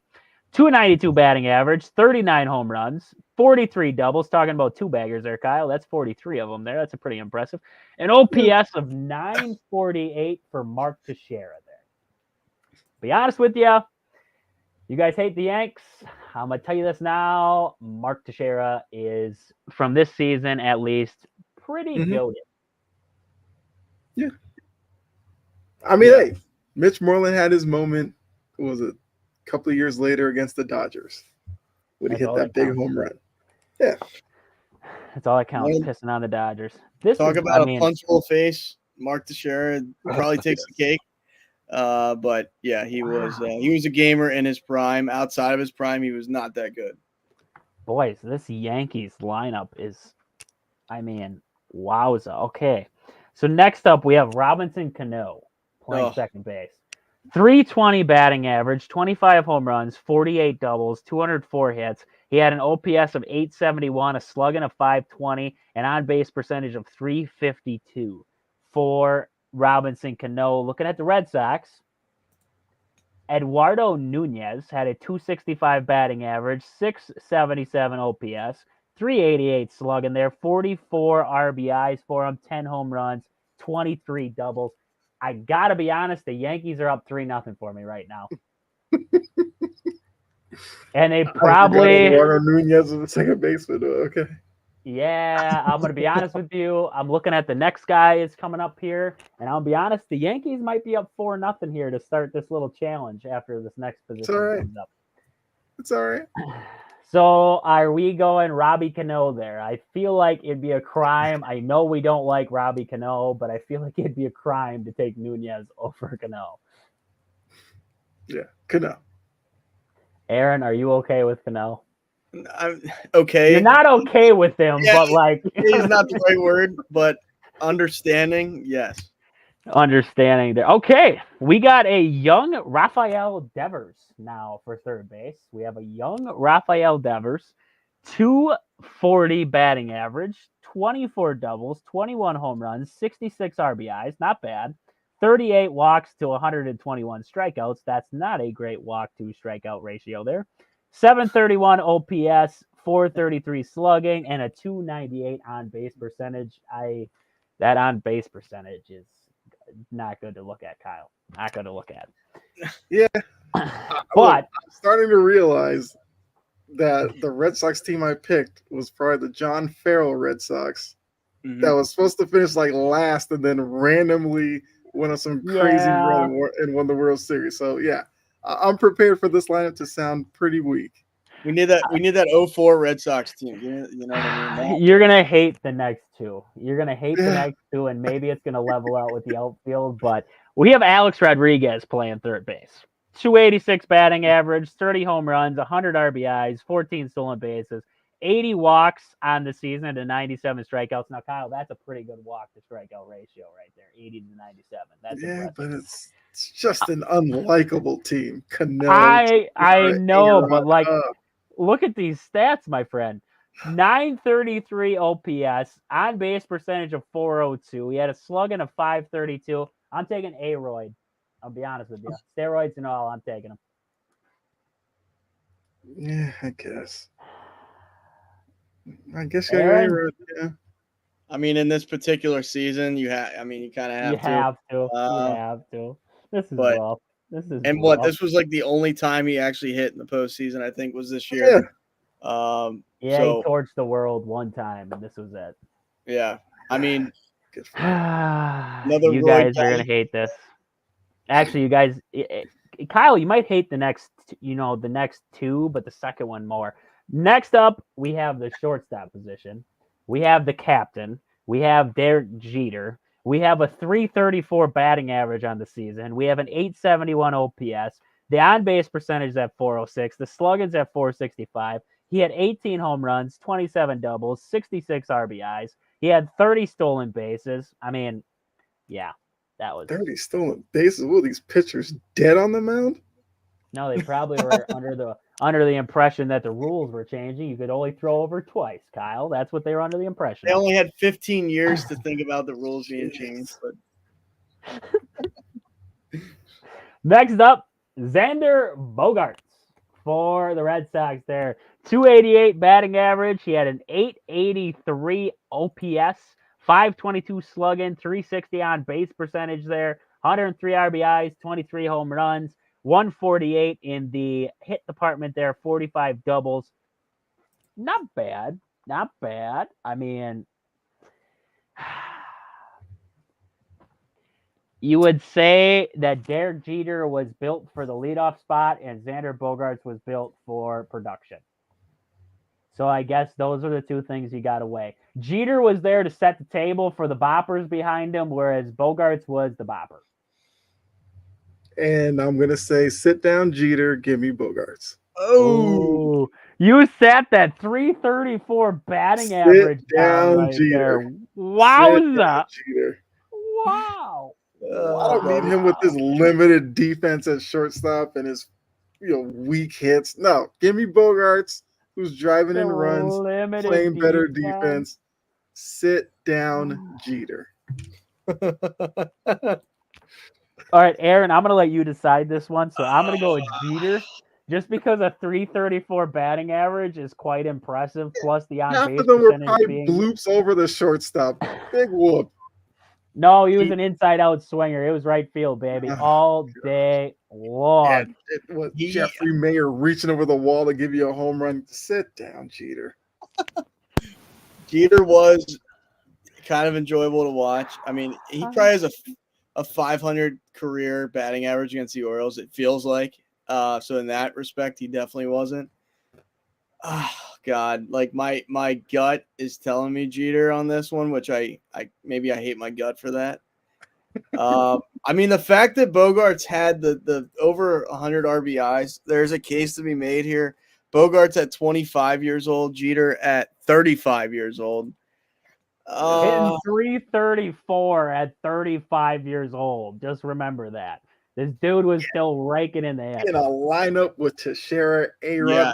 They're just lobbing pitches over the plate. I was going to knock them out, so why not? 212 hits on the season. Bloops over the second baseman, bloops over the first baseman. It's a hit, brother. And teams would let Jeter probably get on because they're like, well, not get on, but they're like, we got to pitch to Cano, Teixeira, A-Rod. The list goes on. What if you pitch to Jeter then? I think you're thinking reverse right now. You would pitch to Jeter. You don't want to pitch to those other guys with Jeter on. Yeah, but you gotta give him stuff to hit because if you're gonna pitch, you can't pitch around everybody. How are you gonna pitch around everybody? Yes, you're giving him things to hit. Yes. The way that you said it had me confused. Thinking Yeah. Thinking the opposite. There's always that argument to be made if Jeter was on like the Rockies or the Reds or some garbage fire team. How good would he have been? I really don't. Look at Bogarts with the Padres. The Padres are garbage. Yeah, but if Harper went to the Padres, he'd be garbage. Like that organization, you just go there and be cursed forever. Give me, God Almighty, this is tough. That's why I put you on the spot. I didn't want to do it. Give me Bogarts. Oh, bold. On a biased pick, on the fact that Jeter wasn't. If Jeter was 25, I would have said it. We're putting age into the factor. The defense slowed down. The defense for Jeter slowed down. Bogarts slowed down when he was 28. Sit down, Jeter. Dang, that's aggressive. I like it. Okay. After that, surprising. Okay, I mean those jump throws, the first that bounced like 8 times to get over there, and Nomar would flick his wrist and throw it over there. Tejada would throw it over there. Sit down, Jeter. Yes, they got there. They got there with velocity. Jeters would roll in. Yeah, Bogarts could play short. There's no doubt. Yeah. He could. I don't know about anymore. No one cares on the Padres. So. No, true that. The next one, we got Johnny Damon. We got Johnny Damon for the Yanks. I mean, that hurts. Hits the feelings there. Hits the feelings with that one. So we got a 282 batting average. We have 24 home runs. We have 82 RBIs on the season. 12 stolen bases. 0 caught stealing. He was a perfect 12-0 stealing bases. That's impressive. Jeter right stole 30 and Johnny Damon only at 12. Johnny Damon had 12, but if you look at Mark Teixeira, Mark Teixeira was perfect too. Mark Teixeira had 2 stolen bases on the season. No, yeah, on pass balls they ruled it. So Johnny Damon here, he's got an OPS of 854. He's got an on-base percentage of 365 and a slugging of 489 on the season. Red Sox, left field, Andrew Benintendi. 290 batting average, 87 RBIs, 16 home runs, 830 OPS, 465 slugging, 366 on base percentage. I'm going to give it to Andrew Benintendi. This is If I good went that Benintendi. season, yeah, this is Benintendi when he was still something. Yeah. This was cheap. This was cheap, Andrew Benintendi. You got a big contract and he stunk it up. This is when he was like a top prospect and everything. Yeah. This is Yeah, good I'm going to take Benintendi. Benintendi's, yeah. If you look at him, Johnny Damon was on his leg. Like your argument for Jeter being old, Johnny Damon was old. Well, I'm not disagreeing with that. I said he left Boston. He became a 12 stolen base kind of guy. When he was in Kansas City, when he was in Oakland, he was stealing bases left and right. Gets to New York, all of a sudden he's slowing down. Wow, they're Royals power out legend. there. They're Royals power out there. legend. Come on. Yeah, Johnny Royals legend. I couldn't I'm even taking remember. Benintendi. Yes. Aaron, what do you got? Well, Yeah, it doesn't really matter, but you can take Benintendi if you want. Yeah, Benintendi was better. And he Benintendi. stole more bases too. Give me this slightly increased speed. Young, like Kyle said, he's only 23 at this time, which seems like now he seems like he's 38 the way he's playing. But yeah, You want to talk about defense? This next one, the only way that this guy wins it is with defense. We got Jackie Bradley Jr. for the Red Sox playing center field, 234 batting average, 13 home runs, 59 RBIs, 17 stolen bases, 33 doubles. I mean, a 403 slugging. Okay, like defense is going to have to carry him. Otherwise, he ain't going to win this one. Melky Cabrera in center field for the Yankees there. Melky had a 274 batting average, 68 RBIs, only 13 home runs. Only 13 home runs. That's interesting. Brett Gardner was also on this team. So you got to think Gardner and him were sharing time. There was sharing time, most likely. Gardner had his fair share of at-bats in comparison to Melky. Melky played majority. Brett Gardner was in there, right? Kyle's he's a big Brett Gardner guy. Huge. I can't stand Brett Gardner. I could see you being a big Brett Gardner guy. Kevin Cash was on this team. Kevin Cash was catching on this team. Look at that. Look at that. Really? The more you know there. But Melky, I mean, OPS 752 for Melky. Slugging 416, on base percentage 336. I'm gonna take Melky. I'm gonna take Melky with that one.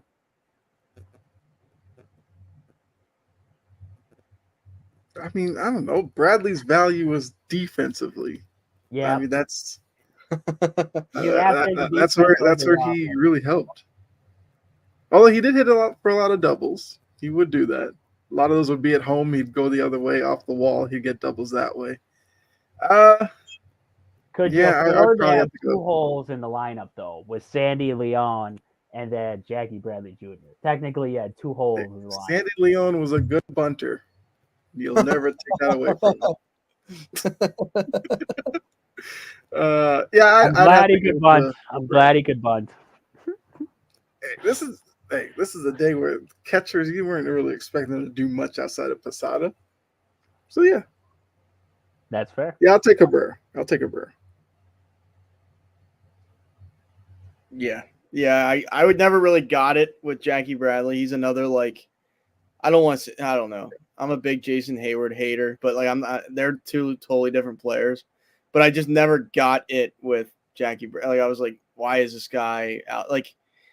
That Johan Rojas on the Phillies right now kind of reminds me of Jackie Bradley. It's like he can play elite defense. He can catch everything you hit near him, but he's going to hit 230. And I'm like, dude, I can't do it with these guys that hit 230. I just can't. So, give me Melky Cabrera. He was a Brewer, Jackie.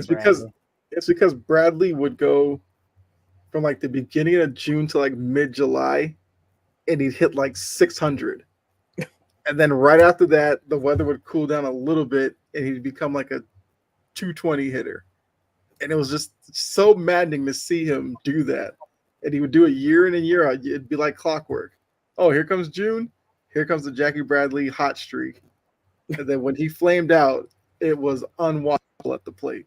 So yeah, he was a big tease at the plate. It's something in the air in Boston. That's what I'm getting. It's something in the air. It's different up there. It's different. Yep. So, decision time, boys. Jackie Bradley, Melky Cabrera. I think I have to go Cabrera. Cabrera. Have to, Wow. unfortunately. Wow, this is rough. This is rough. We got 5 for the Yankees and 2, and a controversial 2 for the Red Sox because I'm still not sold on that shortstop position. But Sit down, Jeter. sit Come on. down, Jeter. Sorry. That should be on a shirt somewhere. That should be definitely a Red Sox oriented Jeter doesn't belong in the Hall of Fame. Some hot take. Some That's bold. sit That's down, bold. Jeter. Well, Overrated. if Jeter doesn't stay in, then we need to put Pete Rose in. Let's throw him in. Oh, They can he both sit at should that have table been in. together and cry about it. Pete Rose should have been in. I'm that pisses me off, and I don't even care that much. But That's fair. That's fair. it's stupid. So, we have Nick Swisher coming up for the Yankees outfield. Didn't like Good it. old Nicky Yeah, Swisher. Swisher was annoying too. This is the most annoying team ever. 249 Soto on this team. Soto on this team. Hey, no Yeah. talking when I'm talking. Settle down.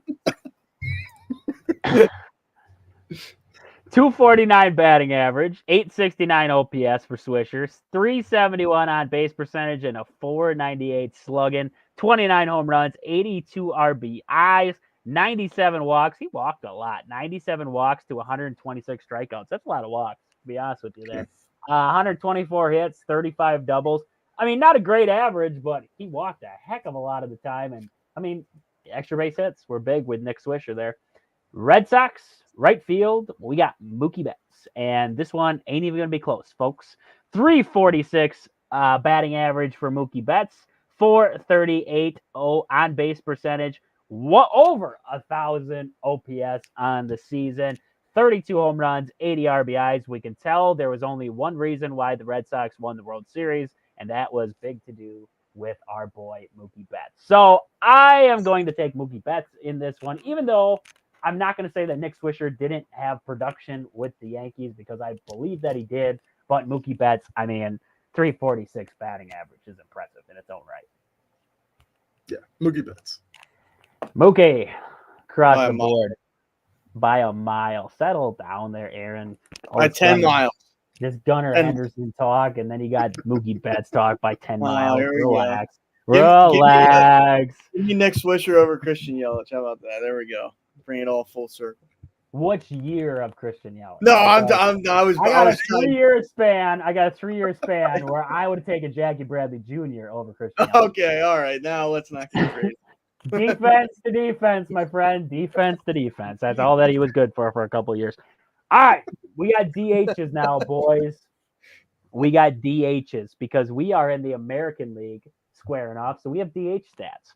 JD Martinez for the Red Sox, 330 batting average, 402 on base percentage, over 1,000 OPS. He's 1,031 OPS. 188 hits. He had 43 bombs and 130 RBIs. Holy piss on your Cheerios. Wowza. Looking at the Yankees, we have Hideki Matsui. Boo. He had a 274 batting average, 125 hits, 28 home runs, 90 RBIs, 876 OPS, and a 509 slugging, 367 on base percentage. I'm going to give the Red Sox another one just because that season by JD Martinez with 130 RBIs is wow. Yeah, JD Martinez. JD. Aaron, you okay with JD, or are you going to say, like, I don't know, Chris Davis from that year? You gotta get personal. I mean, it depends on the year. I mean, Crush Davis was Crush Davis, but no, I mean JD. Talk about another guy that just completely lost himself. Completely. I mean, irrelevant on the Mets. Irrelevant, but Red Sox 2018. JD Martinez, goated.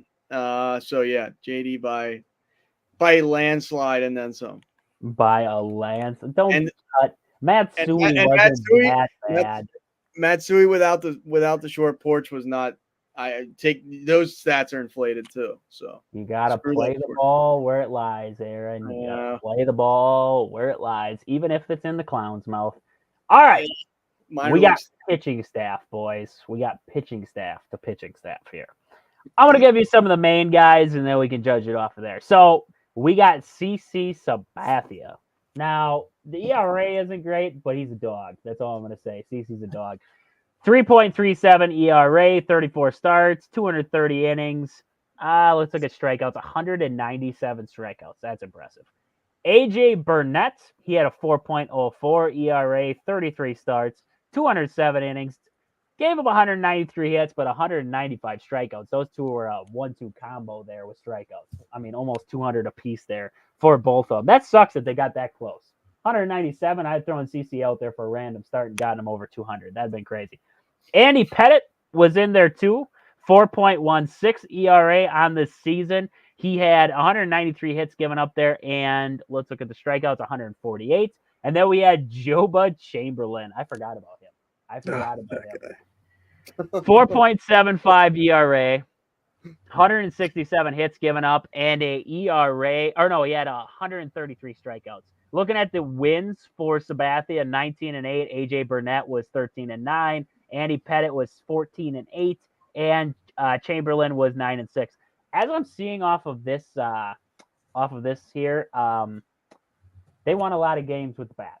The Yankees did that year because the ERA is not impressive for this team.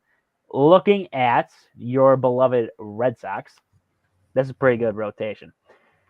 Rick Porcello, 4.28 ERA, 191 innings, 190 strikeouts. David Price, 3.58 ERA, 176 innings, 177 strikeouts. Chris Sale, 2.11 ERA, 27 starts, 158 innings, 237 strikeouts. Wow. In 158 innings, he had 237 strikeouts. That's impressive. Eduardo Rodriguez, in 129 innings, he had 146 strikeouts and a 3.82 ERA. And then Nathan Eovaldi technically he started 11 games on the season, so a lot less starts, 54 innings and 48 strikeouts there. Man, I mean, the Yankees got some dogs in that rotation. Because I'm not going to sell Sabathia and Burnett short. I mean, two guys close to 200 strikeouts is impressive in its own right. So, like, if I was going strikeout numbers, that's tough. Because, I mean, you got Sale. Sale was high up there in the strikeout department, I believe. He was 237, wasn't he? Yeah, 237, 190 for Porcello. That's tough. If you take what Chris Sale did out of that year, it's close. But I think because Chris Sale is in that rotation for the Red Sox, I give it to the Red Sox. I think he is the hinge for me. If he wasn't in there and it was Porcello and Price and Rodriguez and Eovaldi, I think it changes the game. I think Sale changes it back into the Red Sox favor. I'm taking the Red Sox. I mean, Red Sox don't have Joba Chamberlain. Chamberlain might have been the most annoying one of them all on that Yankees team. When I look at the Red Sox rotation, that was like the best version of each one of those pitchers.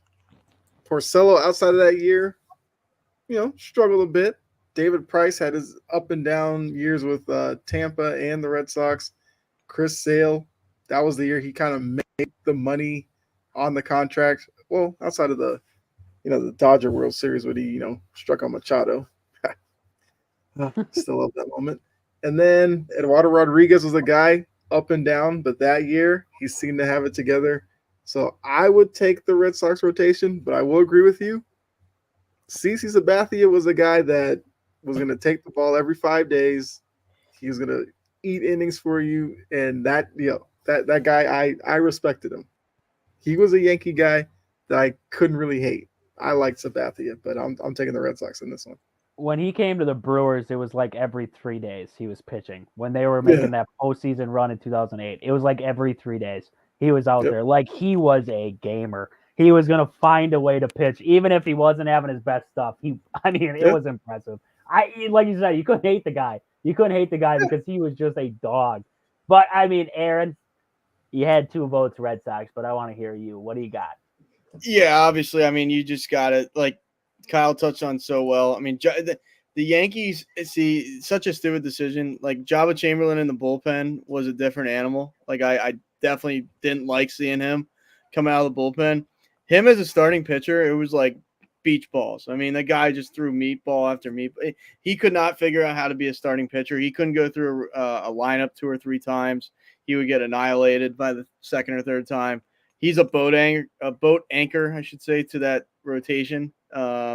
Even as your 5th starter, he is hot garbage. So that and the fact that Chris Sale was like prime Chris Sale, like, you know, you're actually kind of seeing that this year, surprisingly, for the Braves there. But yeah, I mean, and AJ Burnett, I mean, whatever. I mean, he had some good games here and there. 13-9, a little over 4 ERA. He gets a lot of hype, I think, for not that much reason in my opinion there. But I mean, yeah, CC was an absolute animal. Like, he's your number 1 by a landslide on that rotation. And like you said, Trajan, he would pitch. I remember him pitching against the Phillies and pitching in that postseason. It was like you said, that's a perfect point. Every 3 days, it felt like he was out there, and I really hated that guy. Honestly, if he wouldn't have went to the Yankees, I might not have. But he was just like, I respected him, but I hated him. You know what I mean? Because I'm like, this guy is, when he's on, I'm like, dude, like, you can't hit this guy. Something, you know, when he's on, which was most of the case in that postseason, especially. So, yeah, I still say top to bottom, this Red Sox rotation was a lot better. I mean, even Eduardo Rodriguez there, under a 4 ERA with your number 4 guy. I will take that any day. So give me the Red Sox rotation, top to bottom is better. We're tied 5-5. The Red Sox played their way back in. We're tied 5-5 going to the relievers. So Red Sox relievers were We got Hector Velasquez, 3.18 ERA, 85 innings, 53 strikeouts. Joe Kelly looking to fight everybody on the field, sometimes himself too. 4.39 ERA, 65 innings, 68 strikeouts. Matt Barnes, 3.65 ERA, 62 games pitched in there, 61 innings, and 96 strikeouts. And then Heath Hembree was in there with a 4.20 ERA, 60 innings, 76 strikeouts. And then I'm going to throw one more name in there, Ryan Brazier, because he pitched in 34 games. He had a lot of games pitched there. And he had a 1.60 ERA, 33 innings, and he had 29 strikeouts go along with it there. Brandon Workman, 3.27 ERA there, 37 strikeouts. So they had pieces in and out there of the bullpen. Yankees, Phil Hughes was in that bullpen, 3.03 ERA, 96 strikeouts there. Phil Koch, 4.50 ERA there for him, 60 innings and 49 strikeouts. David Robertson, 3.30 ERA for him, 43 innings and 63 strikeouts. Brian Bruni, 3.92 ERA there, 36 strikeouts. And then I was just looking down to see if they had any other key contributors. You could add in this guy here, Alfredo Esquives. He had a 3.54 ERA there, 84 innings, and 69 strikeouts for him there. That's a toss-up. Yeah, that's a really toss-up. is. That's a big time toss-up there. Mariano. I'm gonna lean supporting cast, and I'm gonna say the production of Ryan Brazier and Brandon Workman there with that 1.60 ERA for Brazier. I think with the supporting cast outside of the main relievers there, I think I give the edge to the Red Sox, even though that's definitely close. That is like, I mean, right on the edge. You could go one way or another and say that you were okay. I gotta agree. The Joe Kelly pushes me towards the Red Sox, and Ryan Brazier was great that year. That's kind of like the starting staff. That was probably his best year as a Red Sox pitcher. Because after that, he kind of fell kind of quickly. Even Matt Barnes, that was a pretty good year for him. But yeah, Joe Kelly, I got to give it to the Red Sox. That guy, like you said, he'll fight anybody. He was kind of petty with people. He just did he was at times a bit too much on the mound, but I loved it because he got under people's skin. Give me Joe Kelly Sometimes his and the Red own. Sox. Sometimes I worried about him fighting himself out there. Aaron, what do we got? He's a What do we madman. got? So obviously Phillies legend Craig Kimbrell in that pen. Hey, hold on. We're not to the closers yet. Relax. Oh, okay. All right, separating that. Sorry. All right. Sorry.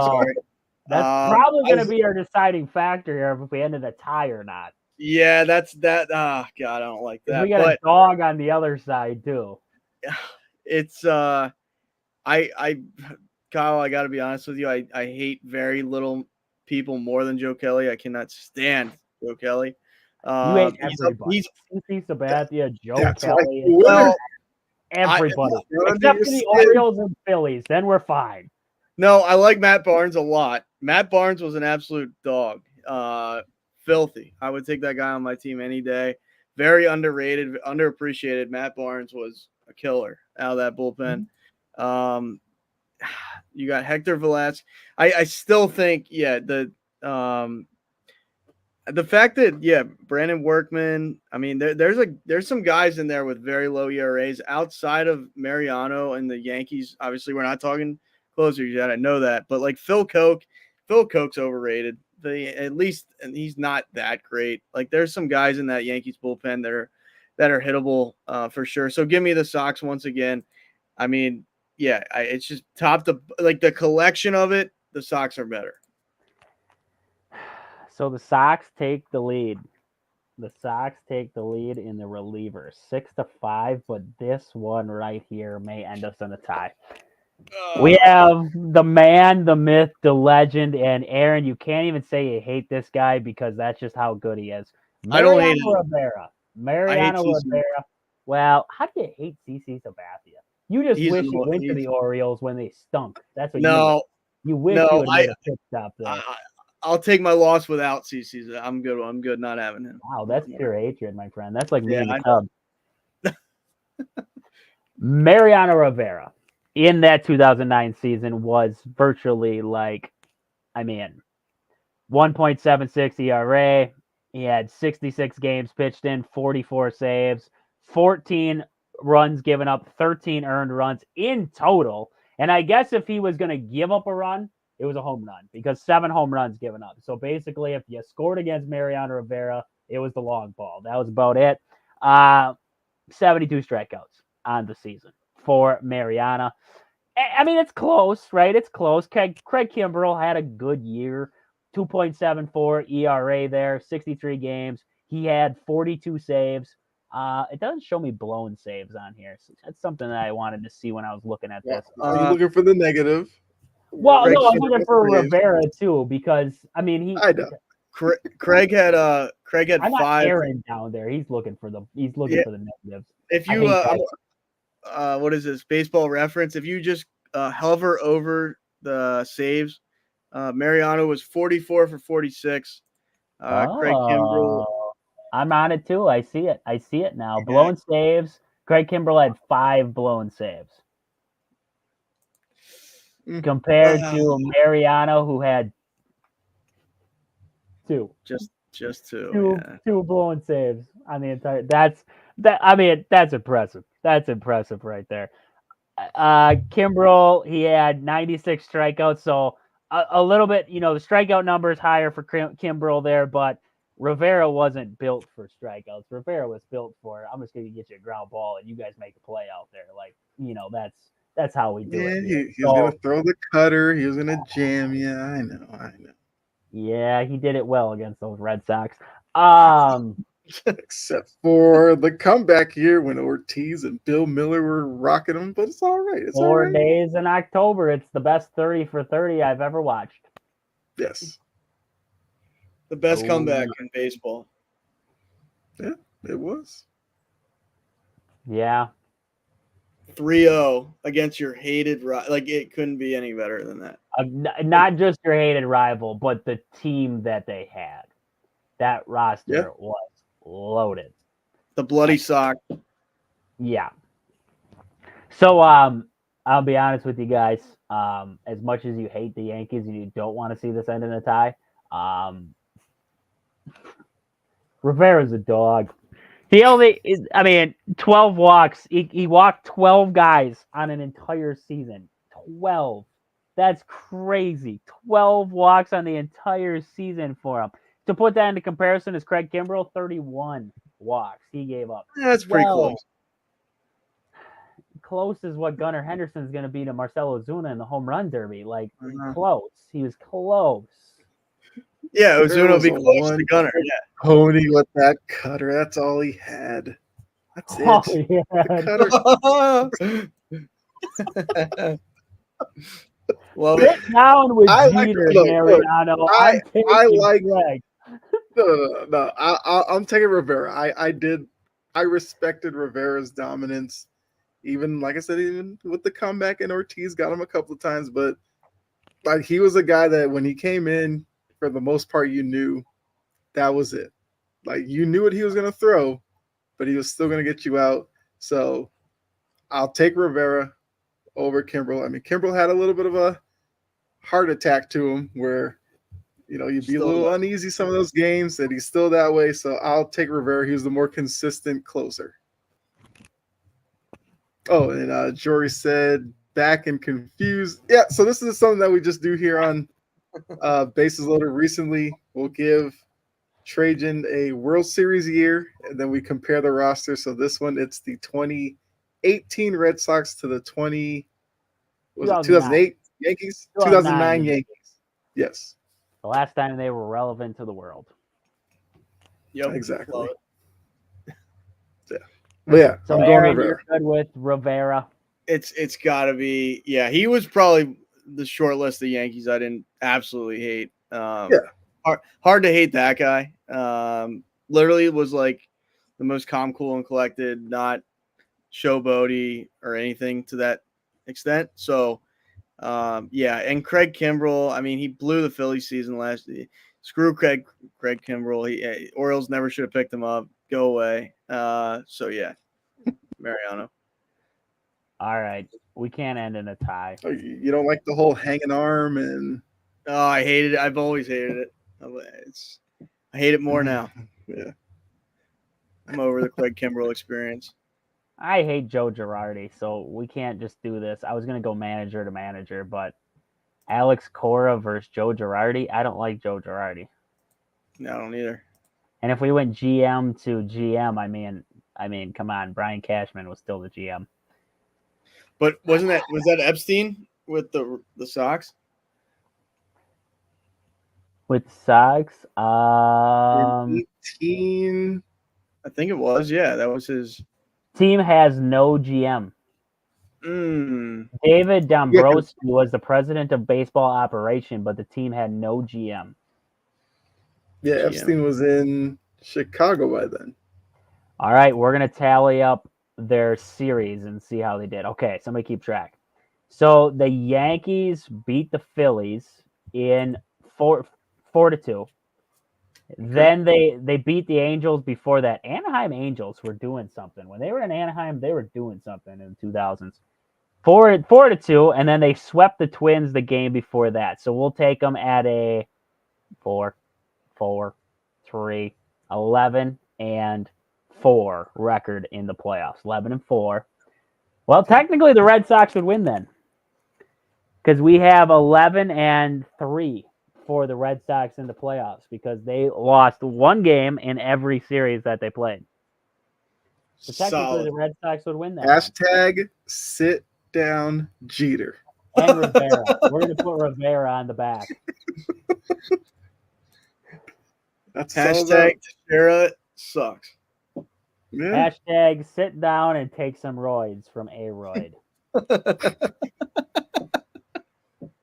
Put Jeter and Rivera on the bench and then put A-Royd with a giant head with a needle on the front. Hashtag Robbie Canoda Seattle. Robbie Cano to Seattle, where his career went to die. Just completely became irrelevant. Yep. I thought Just- he was gonna flourish out there, and he was just done. Kind of like Jose Reyes. I always thought that guy was going to be more than what he ended up as. Love that guy. He was such a good guy. He was such a good ball player, but like he just fell off the face of the earth one day. Home runs. He could see. He's what Ellie De La Cruz should be. But he had the average and not as many strikeouts. Yeah, and he could fly like that guy. It was the Jose next big thing, and then just kind of just done. Like just started sucking. Where he went Blue Jays, where he went a little bit everywhere. Yeah, Marlins, I think. Then he got real thin. He changed. He changed. I think he had more tattoos. Jose Reyes and David Wright. That was a good side of the infield. David Wright was cool. I don't like the Mets, but I like David Wright. He was cool. You got Carlos Delgado. Like that was a pretty decent. Yeah. I don't know. I never had that hatred for the Mets that I probably should, but. And what the Rockies were the Yankees, that's why. You know what the Rockies were destined for too? I mean, Arenado and Troy Tulowitzki and who the heck played first base? CJ Cron was on that team. Carlos Gonzalez. Yeah, Carlos Gonzalez was out there too. I don't know what it is. Charlie Blackmon. We're missing some people. I know we're missing people, but wow. It's just people don't pitch out there. Nobody wants to pitch in Colorado because your ERA goes through the roof. Yeah. Like a 5 ERA is a good year out in Colorado. Like Brent Suter last season, he had like a 2-some ERA out of the bullpen for him. I was like, that's like a sub-1 ERA in regular baseball. Yeah, that's true. Literally. Carlos Gonzalez is a guy who would hit moonshots. Yeah, and he kind of just went away. Yeah. Kind of weird. Troy Tulowitzki, though. Troy Tulowitzki kind of just went away when he left Colorado. I mean, he went to the Blue Jays. He went to Toronto, and then he couldn't hit at all. Yeah. Didn't he ended up as a Yankee at one point too, didn't he? Yep. Like we forgot DJ LeMahieu with the Colorado Rockies. Oh, that's right. Yeah. And technically, they had Trevor Story coming up through the system too. Yeah, wow. That would have been a loaded up lineup right there. I mean, just think about the Marlins too. Marcell Ozuna and Giancarlo Stanton and Christian Yelich, and oh my goodness. They haven't been over 500. Oh, they were 91 and 72 in 2018. Yeah, the Brewers beat them in the playoffs. They swept them out. Yeah, lost NLDS 3-0. Nice. Yep. I mean, okay, rest in peace to this guy too. But Jose Fernandez, can you imagine where he would be at? I mean, he'd be a little bit older now, right? But the year sadly that he passed, I mean, he was phenomenal.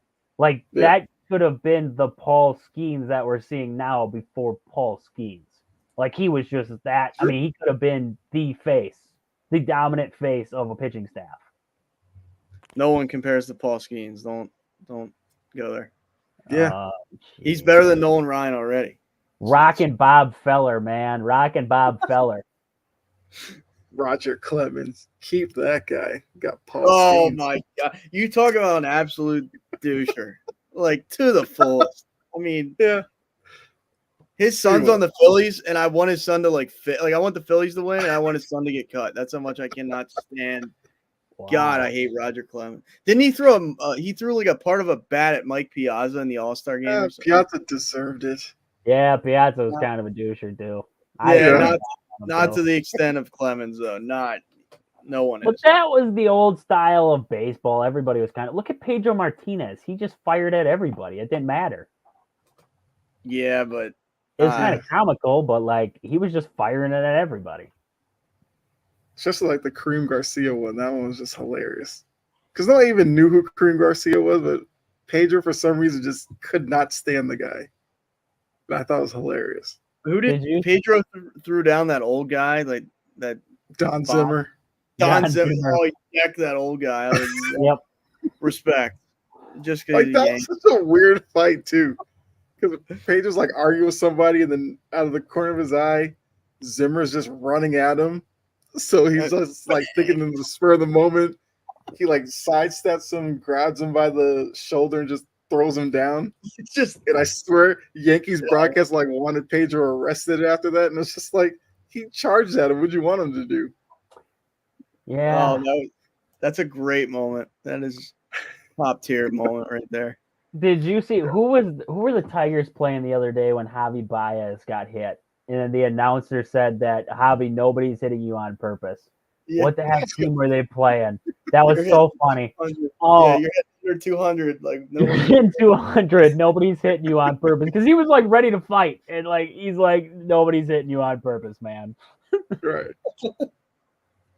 I laughed so hard at that. What do you guys think about? Okay, I'm not trying to say that ladies cannot announce baseball games, but what do you think of those female broadcasters? I know the A's have had one a couple times now. What do you? I was think literally of going to that? bring that up because I just heard the Red Sox just played the A's for 3 games, so I got to hear her for 3 games. And I gotta say, It's bad. the thing that throws me off about her is her voice stays the same no matter what's happening. Like the Red Sox will hit a home run, same level. The A's can hit a home run, same level. You can strike out a batter, same level. Like there's no change in her voice. You wouldn't know if it was a big play or anything because she just keeps the same tone the whole time. And I feel like that throws you off when you're listening to it. Because it used to people like if it's like a home run that gets launched, you're expecting some different call or something in their voice. No, not her. She just keeps it the same. It's like it barely gets over the wall the way she calls it, and it's like 30 rows back. And you're like, come on, lady, like just change it up a little bit. And like her little anecdotes are not necessarily the most interesting, but I don't know, maybe something she can grow into. Like she's not horrible. It's just odd that she just does not change her tone no matter what's going on. It's rough for me. Like the one video I saw when they're facing the Rays, and she goes, "Not today," or tells Siri, "Not today," when he swung and missed. And then on the next pitch, he just absolutely launched a tank. And I was like, "Oof, that's rough. That's rough there." Like, Yeah, maybe just say swing and a miss, and it's an 0-2 count. yeah. And then there's some place she'll just call wrong. Yeah, Because there's an at bat where the batter swung and foul tipped it, but she was like, "Oh," and he strikes out, and the batter was like still standing. She's like, "Oh, wait a minute, I think he fouled it off." And I was just like, "Wait, that's not a good one." Yeah, maybe she gets better as the year goes on, but yeah, it's just weird listening to her right now. It's like Trajan said, there was like a really attractive woman for the Brewers. Like the Orioles used to have this really attractive girl on the, they cut down, "Oh, hey, we're talking about the Orioles on the farm," and they're talking about, talking to some girl on the field. I'm like, that's good, but I shouldn't say that. Like that's such an a-hole statement, right? Like they don't belong in a booth, but it's, that the A's one kind of like it puts a black cloud on all of them because like she is just it's the funniest thing though when you'll hear like the AI versions of like they'll use her voice and they'll just say like some really out of pocket stuff, and I'm like, I could almost hear her saying that because like it's just you don't know what she's gonna she's just kind of reaching for the sky and there's nothing there, and it's just like yikes. So speaking of announcers, I just found a list. Of all announcers. Do you know how many announcers are actually only in their 9th year or less? Like 3/4 of the MLB. Like that's crazy. I literally we're talking about it now, and I was just scrolling and I found this list. Like you look at the Red Sox announcer there with Dave O'Brien. He's been there for 9 years. 1, 2, 3, 4, 5, 6, 7, 8, 9, 10, 11, 12, 13, 14, 15, 16, 17, 18. 18 of the teams have an announcer who's only been there for 9 years or less. That's crazy to me, to be honest with you. Her name is Jenny Kavanaugh, by the way. That's the primary play-by-play for the A's there. But I mean, that's interesting. We were in a stage where the announcers seemed to be the same. Like it seemed like forever. And now we got this like new wave of announcers coming. I mean, you got Dwayne Cooper for the San Francisco Giants. He's been doing it for 31 years. He's good. Yeah, he's good. He's real good. I mean, I'm looking at a lot of the old names. Michael Kay for the New York Yankees there. Michael Kay loves to freak out a little bit. Dwayne Yes. Stats for the Rays. 27 years. 27 years. I mean, it's definitely something the announcers in the game, they're really like bringing in a new regime of announcers right now. The Brewers are interesting. I mean, Jeff Levering is 4 years into it now of being the primary guy, but like Brian Anderson's still around. He just like he's got golf, he's got the NBA, he's got college, whatever is going on at that time. He, ventures out because he's that big time of announcer now. But like he's still around, so I mean it's definitely interesting though to see how many announcers are brand new. The one lady announcer, who is she? She does the NBA a little bit. Doris, no, not Doris. It's not Doris. She did the Bucks a little bit, and then I believe she did the NBA playoffs too. Blonde hair. Is it Beth I think Mowins? she might have been in the finals with JJ Redick and Mike Breen. No, that was Doris Burke. Doris Burke was there. She didn't do Yeah. any Bucks games though, I don't think. No. The Bucks had a lady announcer in there too that wasn't. She was pretty good. I thought she was pretty good. Listening to her. Mike Breen is goated. Yeah, so is the TNT cast, but we can't have TNT anymore because the NBA is, getting big and TNT can't pay for it. It's a Well, shame. they have 5 days to match the offer.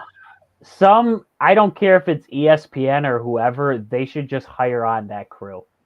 Nobody wants to listen to Stephen A. Smith and Kendrick Perkins and, them doorknobs tell us things. Like, bring us Charles Barkley and Shaq and Kenny and what's his name? I always forget his name. Shaq. No, the host. Ernie, sorry. Ernie. Yes. That is Well, like the greatest problem is- post-game pre-game. Ernie's show. going to stay there, though, because Ernie does baseball and golf for them. Yeah. Barkley basically said he's going to retire after next year. I feel like he would come back if the crew was back. I feel like he would jump back in. If Shaq depends on the and network. Kenny called him and said like, "Hey, dude, we're getting the full cast of characters back together for," I don't It know. depends on the who's got it. network. Barkley who's got can't it work at now? ESPN. No. So it's gonna be ESPN, ABC, Amazon, Oh jeez. Peacock, Oh jeez. and NBC. If they went to Peacock, Peacock's money would go through the roof because everybody would watch Peacock. They'd all pay for Peacock to watch it. The ratings would drive up. Like that just I mean, I don't like listening to Stephen A. Smith sometimes those guys talk like drives me nuts. It just drives me nuts. Mm-hmm. But like when I listen to that pregame show with those guys, like it's funny. It's funny. They make it comical. Like Charles Barkley's telling them that they're gonna go to Galveston, Texas. They're not even gonna go to, they're not gonna go on vacation anywhere nice. They're gonna go to Galveston, Texas, where the water's dirty. Like that's just so funny. Like those guys, they keep it comical, they keep it real. Like I like that. Stephen A. Smith, you take him as you can. Like he's all over the place with me. I agree. It is what it is at ESPN. Though, I mean, good thing is NBA on NBC is going to be back, and that's like if you were a '90s kid, that was your life. The theme song and everything, the production. Hopefully, I know they're going to bring the theme song back, so I'm excited for that. But like I said, TNT supposedly has 5 days to match the offer. I don't know if they're going to because that's tough. Kind of that's a big offer. That's a big deal. Yeah. So I'm assuming in 5 days it's going to be official that the NBA package will be split. It's basically going to be like every night there'll be games on one of those platforms. I think it's like NBC will wait until after football season to pick up their package because they want to do Sunday nights and they have Sunday night football. So once that's over, then they'll switch to basketball. So yeah, ESPN and ABC will kind of be the main package, and then Amazon and those other ones will get certain nights. Like I think Amazon will do Thursday night basketball when Thursday night football's over. Oh, gotcha. So those do like I that. could see TNT matching it just because that's a lot of money too, though. That's a lot of like dollars. You know, you're spending a lot, but you're also going to Mhm. make a lot bringing in those games. So I could see them spending a lot on that too. I don't know. It's going to be maybe NBC would hire on those guys. They probably would. Yeah, I could see that. I feel like somebody has to. You can't let that die. I would not be surprised if they did not end up somewhere. Yeah, I mean, it might be the best bet if you're going to try to bring Ernie on. Might be one of the streaming platforms, maybe Prime or Peacock. Maybe he can do that with TNT. I just couldn't see him being on NBC and TNT because if he's on NBC, they're probably going to want him to do a bit more over there. And if he still wants to do his Yep. TNT obligations with baseball and golf, like that's gonna be tough to do. Yep. Peacock will go through the roof. We'll see. We'll see. But we're a little past 2 hours. I mean, for Aaron and myself, it's not Holy past crap. midnight. Yeah, we're struggling over a little bit. It's all right though. It's all right. I mean, I'm a night owl. This is when I'm functional. But I'm ready for bed, man. Ready for bed. It's only 11 here. All right? It's only 11. But I mean, look, it was a great episode. Appreciated Jory, getting on the Yankees as we did. That's what we do on here. We just love that. Maybe one day we'll get some Yankee fan to actually jump in the comments and try to come back at us. Dude, we probably got it. We have to. We I'll got to get mute 'em or Jordan. block them, and then we'll keep going. Jordan has to come on here and just for a little 10, 15-minute segment, and then we'll just unload on him. Yeah, He might cry himself to sleep if we go too crazy. he might. We will burst every bubble that he could ever even try to have for the Yankees. But yeah, so next time we do see you all, we will know who wins the All-Star game. We'll know who won Home Run Derby. Remember, Trajan has Ozuna. Aaron has Alec Boehm. I'm just kidding. You have Gunnar. And then I have Adolis Garcia. We'll see if either one of us were right. Or maybe we'll be wrong and Polar Bear wins it again. Only thing he'll win in a Mets uniform anyway. Oh, So it had to be said.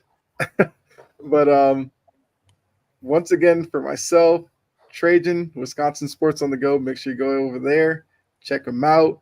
You can check them out on Spotify or Facebook. Everywhere. Yeah, you can check them out everywhere. Make sure if you listen to them on Spotify or whatever, leave them a review. We would greatly appreciate that. You got Aaron, Brutally Honest Sports. Check him out as well. Everywhere. Or you're everywhere as well. So check them out. Give them a like, give them a follow. Do them a solid. You can do that. Mine is Chomping at the Bit. Find me everywhere as well. But also make sure you like and subscribe, follow Integrity Sports Network. Greatly appreciate that as well. So for those of you on the East Coast, I guess good morning. If you're Central, another time zone, enjoy the rest of your night. Please go to bed. Yeah. Kids, shut your phone off and go to bed now. Yeah, kids, close the laptop cover and go to sleep. But they learned more on this podcast though than SpongeBob. They learned more. I mean, baseball information. I learned a lot about things. And we kept it family friendly. I did not drop one F-bomb in that opening statement. Not one. So there you go. You're gonna get that. I did not get put in a timeout either. I got put in a timeout once on this show. Just remember that. Well, hey, you pushed the boundaries of family friendly. We had to pull it back a little bit. I know, that was nuts. I had to count. I put a timer up. That's all right. So make sure you come back next Thursday around 9:15 or so, and make sure you tune in for the Bases Loaded podcast. So enjoy the rest of your night. or your early morning. And we'll see you here next week. We're out of here. Good night.